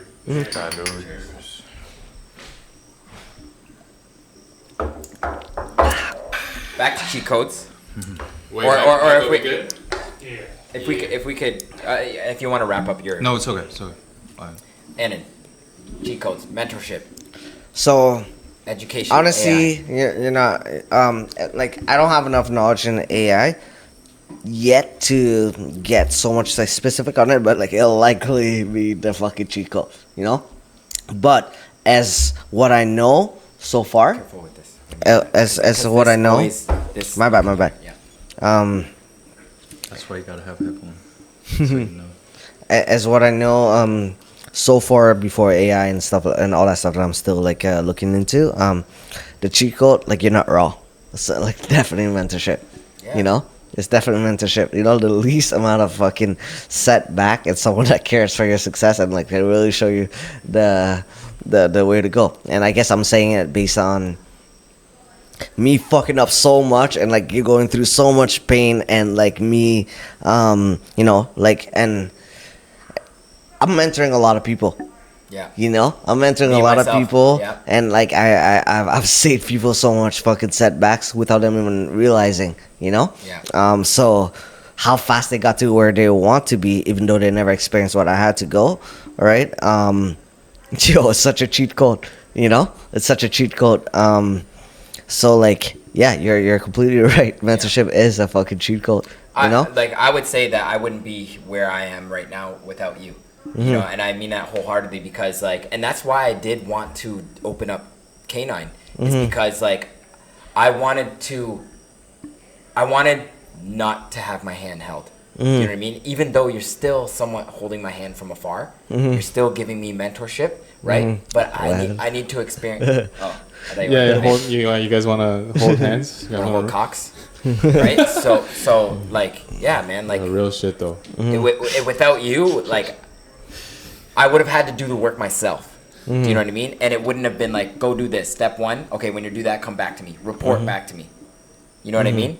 A mentorship provides, just like school, which is Accountability. not just accountability, but a blueprint. A little bit system. better than schools is because like it actually prevent you from setbacks. You know what? Because like, yo, I'm starting to see you as a mentor as well, to be honest. And like, you know, I haven't been like that close with you in the realm of business and all that for a long time. But like one key thing really stood out to me all these years. And like I say this to you before as well, but like during COVID, I used to get my cut from you when we're not allowed to get cuts. I would go to you at the Brampton location to get my hair cut. And then I remember, because that was the time, I wish Brando was here because he would be a good voice as to why it was such like the perfect opportunity to invest in crypto. And I was talking to you about it. I was like, yo, like whatever you have, you got to invest everything in crypto right now. But then you were like, nah, like where I want to invest my money is learning. I want to invest my money in learning in terms of how to be a better leader, how to be a better, you know, like, because I'm sure at the time COVID, barbering was, you know, outlawed. So you're feeling the pressure of looking out for all your entire team. You know what I'm saying? So like, I can sense that you had that pressure to look out for them. And because of that, you know, at the time, it was so like mind-boggling to me because you told me you had $15,000 and you were going to spend that on personal coaching. I'm like, $15,000? Yo, put that shit, yo, slap it on Bitcoin, slap it on Ethereum. Yeah. You know what I'm saying? And yo, that would have been a 300% increase at that time in a matter of 6 months, right?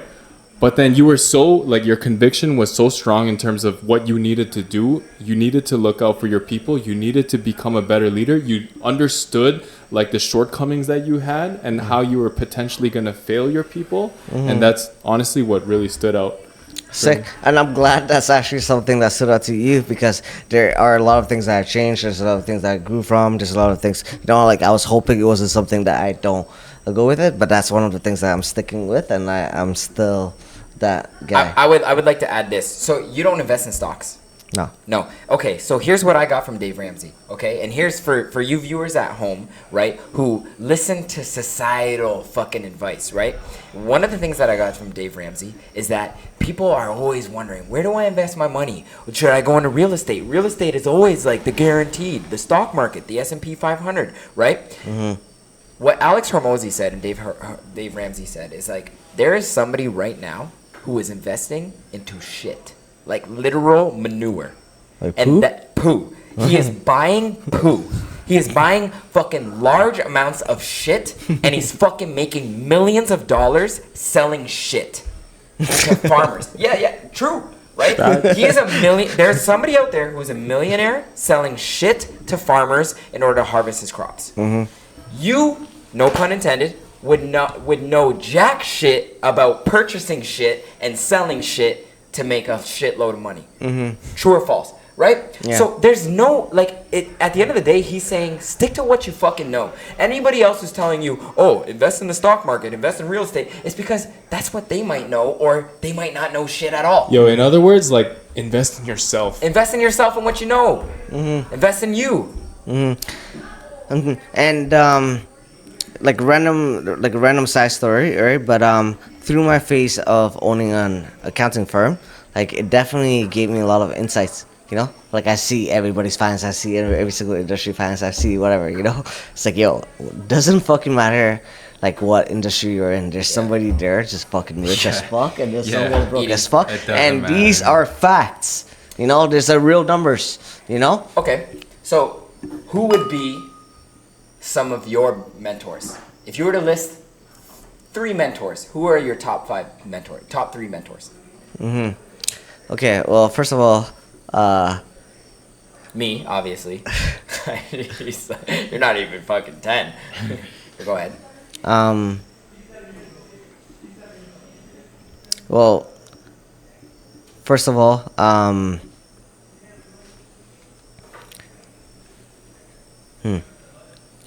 Mike for sure. Mike Nguyen? Mike Nguyen, he's definitely my mentor in a lot of ways. As a matter of fact, like Tanya as well, Yeah. right? She's definitely my like I get a lot of guidance from her, right?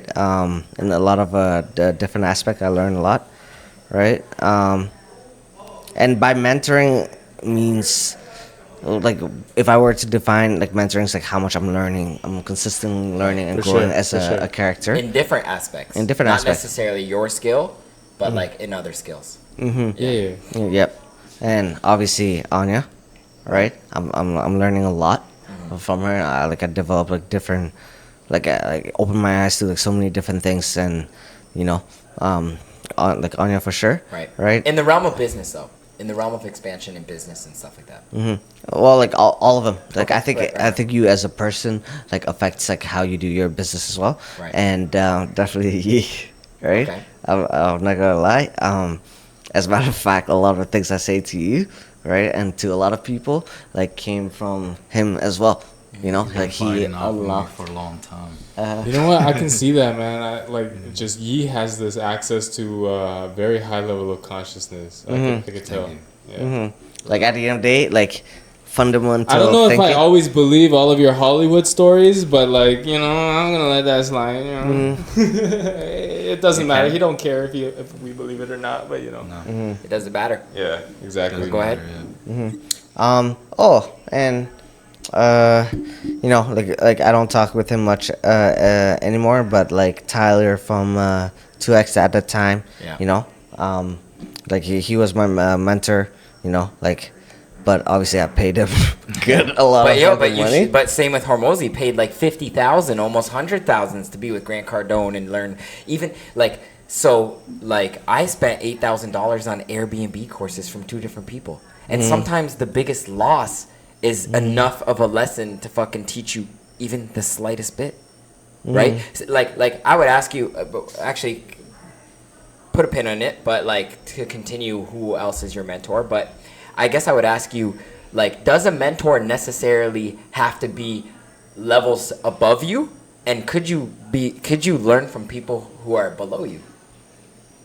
Well, like above and below you on what? It's You know what I mean? subjective, right? Right. Yeah. Like I mean, on It's what dynamic. aspect? Right. You know what I mean? So like, let's say we were to use Yi for example, like he's not above me on everything. Yeah. You know, like You on have a bigger everything in dick? life. You know I'm what I just mean? kidding. He's like, for sure. Uh, They measured last night. We compared it. But go ahead. but like you know, there's like specific parts that like you know I'm learning a lot from him, right? And like I also want to shout out like it's like such a it might sound like random and then whatever, right? But like yo, like Nando, Okay. you know, Yeah. like he's actually my mentor for a very specific aspect of life too, you know, like I look up to him for a lot of things. Like In what ways has Sean been your mentor? What's that? In what ways It's so funny because I'm like every time he Yeah, goes like yeah, this, yeah. I'm like, huh? And he mentions a In what different name, ways- and then he's like, what have you learned from Sean? learns what not to do. I've learned some shit from Sean too. Jesus Christ! There's a fucking big ass grasshopper. Yeah, I behind. see it. Yo, come on camera. It's okay. Yeah, go. You don't have to answer that question, but I want you to answer. Well, it, like yo, let me answer that question. yeah. You know, like what have I learned from Sean? patience. No, I'm kidding. Okay, yeah. No, I'm joking. But yo, Sean is like somebody that like I feel like he has so much fucking potential, and it's crazy because you see it too, right? But I just feel like I want to unlock it. You know, I feel like yo, he could be like somebody for sure. But I'm just kidding. Go ahead. like you're definitely like a character. You have like a lot of potential, right? And you just see it once you get to know you, right? But I just feel like there's like a barrier. And as a matter of fact, like yo, if you spend a lot of fucking time with him, right? A lot of like just sleep with him, right? Let's fuck him. No, I'm just kidding. That's a crazy statement. Guys, Just sleep with him, bro. Guys, pause. Yeah, like you like you're different. You know, you're different, and you have a lot of. You know what I think Sean's superpower is? That none of us have, that only he has? What? What are we tripping about right now? Go ahead, grasshopper. Yo, bro, it's just a freaking grasshopper. They're Fuck harmless. it. Let's go. Well, first of all, I think there's a few things, to be honest. First of all, I think Sean's the best communicator out of all of us.